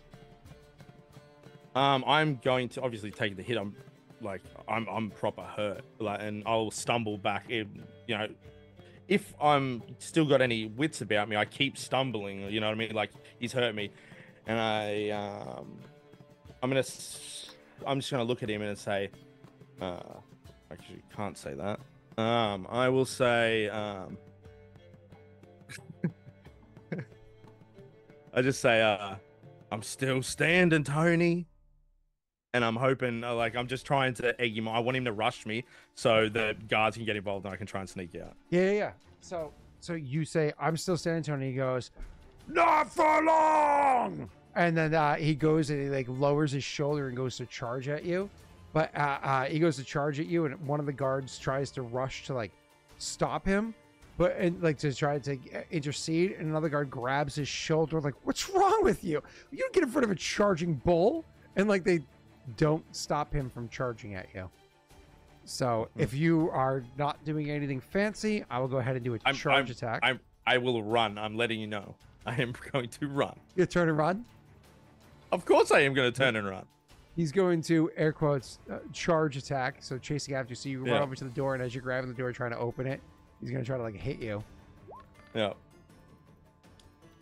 I think a 13 hits. 13 does hit. And then I don't think there's any extra damage for doing this. Nope. So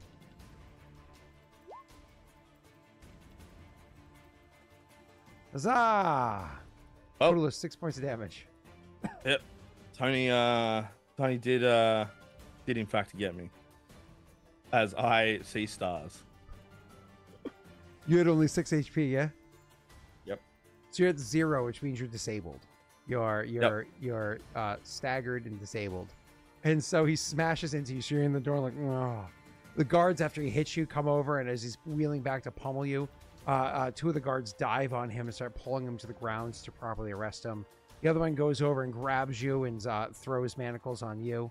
And they, start kind of like there's a whole bunch going on. You're, of course, to some lesser degree, but from the beginning of the campaign, but you're intoxicated or whatever. And there's a whole bunch of like hustle and bustle as you're, as you said, seeing stars, trying to reorient yourself. By the time you get your kind of senses caught back around you again, you can see that there is not everybody is being properly manacled and taken here. There's only about 7 in view that's happening to, including you and Tony and the tavern owner that's going to be collected and are going to be transported downtown. And when I say transported, I mean they actually bring a wooden wagon that has a proper barred door. They have a paddy wagon, which seems, again, insane for a town of this size. But it also looks new. So, again, not too surprising. Whatever the case may be, they grab all of you, put you inside there, and you can see that the innkeeper himself is cussing up a storm. There's a long string of swears happening under his breath, seemingly never ending, as you guys are brought down to where you will be held. To call the place a jail is a bit of an overstatement. It's more of just an area to hold people.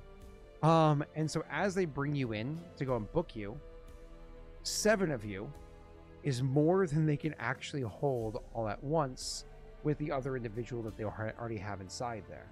So they're like, yeah, we can't even take all these at once. We're going to turn 3 of them loose. And so you can see 2 of them are turned loose after like arguing their case wherever they are.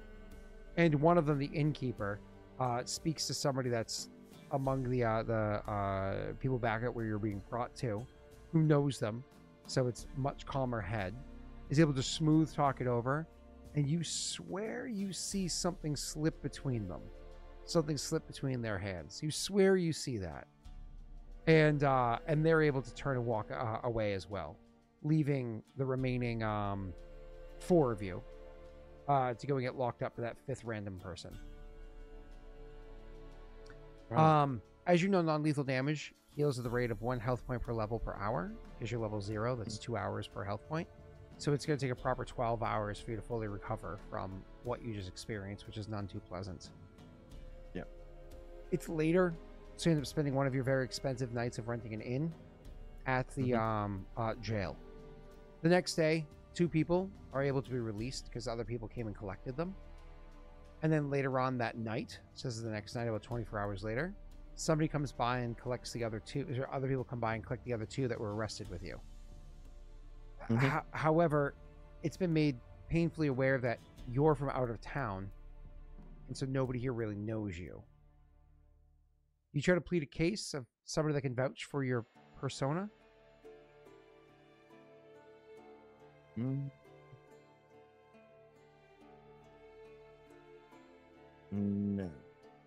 No? No. Okay. Somebody asked something in chat, so I'll answer that question.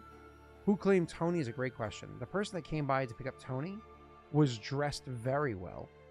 Had very fine clothes. Again, that combination of well-tailored and fine materials was who came and collected Tony. But unfortunately, your character's left there.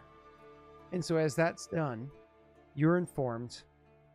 One of those, like, when a guard walks by and you eventually kind of like, how long are you going to be held? You know, one of those kind of situations. Yeah. Like, oh, you're just here until the council sees you.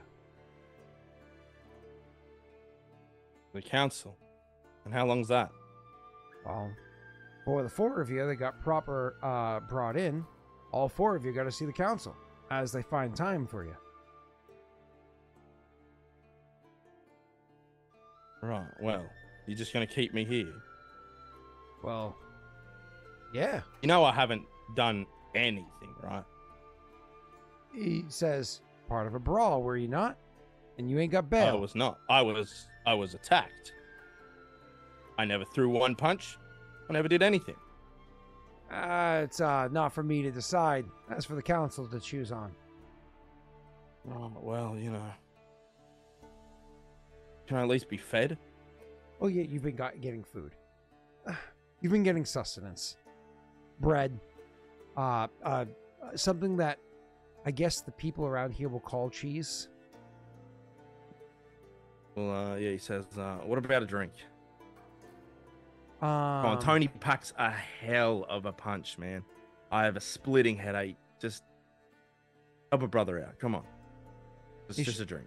Shakes his head and says, I assume you ain't asking for more than water. Well, I'm sorry to tell you this, friend, but I don't believe in that stuff.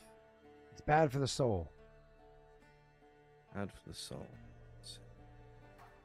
That's right. So I need to take note of this guy's face. I'm just letting you know.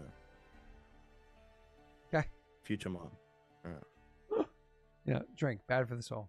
Give me that drink of yours. You shouldn't have it. It's bad for the soul. Yes.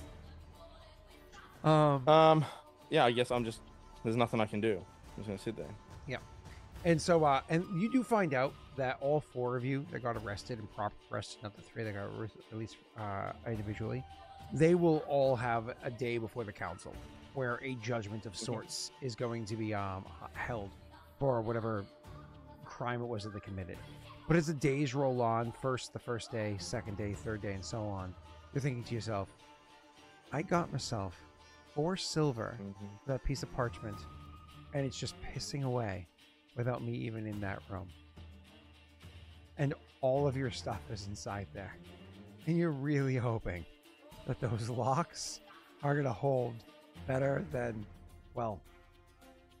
they did for you at the beginning of the session. Yep. And kind of at this point, this is where I anticipated ending.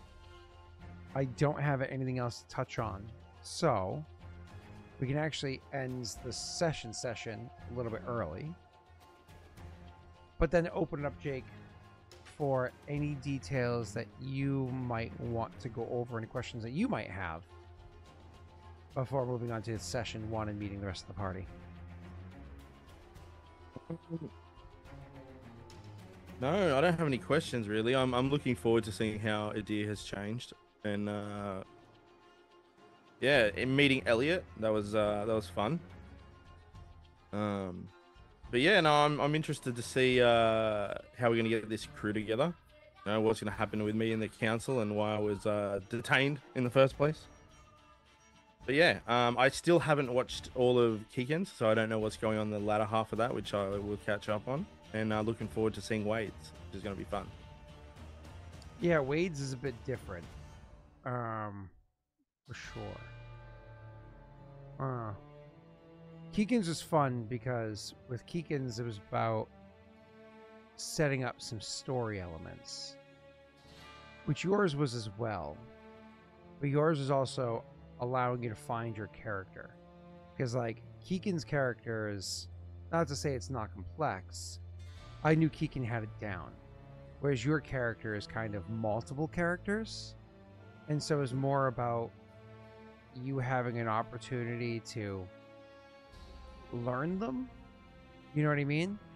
Because as soon as you introduce that character to a party, it becomes a bit harder for you to switch between the different persona, right?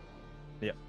So it's nice to give you a moment to kind of like properly stretch your wings and learn all these people. I won't lie, that one guy, the accent is so familiar to me. I don't know what it's from. You were like effectively emulating something that I know all too well, and I can't remember. I feel like you're laughing in such a way that like you know what it is and you don't want to say it. I don't know what it is. Uh-huh. But it's just one of those. It's one of those accents, I guess. I'm like, how do I know this? I know it too well, and I don't know why. And I'm not gonna lie, it was fun to get one up on Elliot, like because he was coming back, and I just kept turning it around on him. It was kind of fun. I enjoyed that. Yeah, This idiot, getting it over Elliot. It was fun. Well, the problem is your character was stupid, so Elliot was trying to handle it one particular way, but your character's not stupid. And so he was being duped in the stupidity. Because if you remember, Elliot himself is really good with, was always really good with talking, but not necessarily reading people, right? So I thought that was fun. It would have been even more fun if one particular other thing had transpired. I was curious if you were going to take it there, but we left it to words. So I was sitting there. I was like, once Jake knows who this character is he going to do it for Neil? Is he going to do it for Neil? Oh, I genuinely was wondering if he would, but you did not, and I was like, that Neil would have woken up and been like, attaboy. Yeah. So, anyways, cool. Well, anyways, awesome. Thank you guys so much for coming by and watching and being a part of this. We only have one more session 0, which is kind of, again, me divulging certain aspects of the worlds to those of you that aren't familiar, showing changes to the world for those of you that are, and allowing the PCs to get familiar with their booths. The proper plot, if you will, really kicks in about halfway through session 1, part of session 1. Session 1 is mostly the party meeting each other and actually introducing the plot of the series. So, or at least the first quest, if you will. And so it's exciting to have these like moments. Reminder of timelines. I'll keep saying this, even though people on YouTube don't really care. So last week was Keegan, this week's Jake, next week's Wade. The following week we go live with the real series. However, the 13th, which is the day before the one we air quotes go live, is the day that theoretically my daughter is born. I'm there on Tuesday, the hospital at 5 a.m. and the surgery is at like 7 or 7:30 or something like that. I think Brittany just told me today. She was on the phone with the hospital today. It's like 7 or 7:30 a.m. So I'll be at Daddy Squared at like 7:30 a.m. Tuesday the 13th morning. But the baby could come early, and so on. If the baby's born the 13th, there's still a good chance I play the 14th. I'd say about a 70% chance. But it's certainly not 100. And how is that possible? When Rory was born, I spent the entire time at the hospital with Brittany and Rory. Nowadays, the hospitals are more strict in how long you can stay there because of post-COVID protocols. And because I have another daughter, I have to come home with her. I have to actually spend nights at home. So my poor wife has to be by herself. So we've talked about, depending on how she is, because that's the most critical thing, maybe one of the nights I come home with Aurora will be Wednesday so I can run. But if Brittany's not well, you guys will probably find out effectively that Wednesday morning. It'll be kind of a last second cancel. So giving you a heads up, there could be a last second cancel, but that's because it's a baby being born. After that, it'll be fine. Cool. Jake, we good? Yeah, we're good. Time to raid.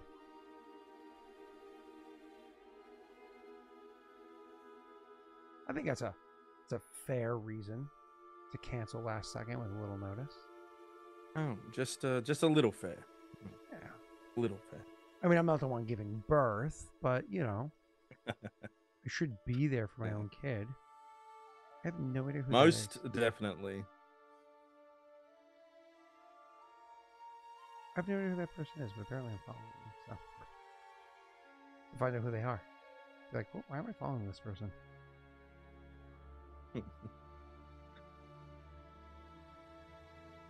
Okay. Bye, everybody. Oh, I have to do my Bye. overlay thing. I'm not set up right. Now I am. Bye, everybody.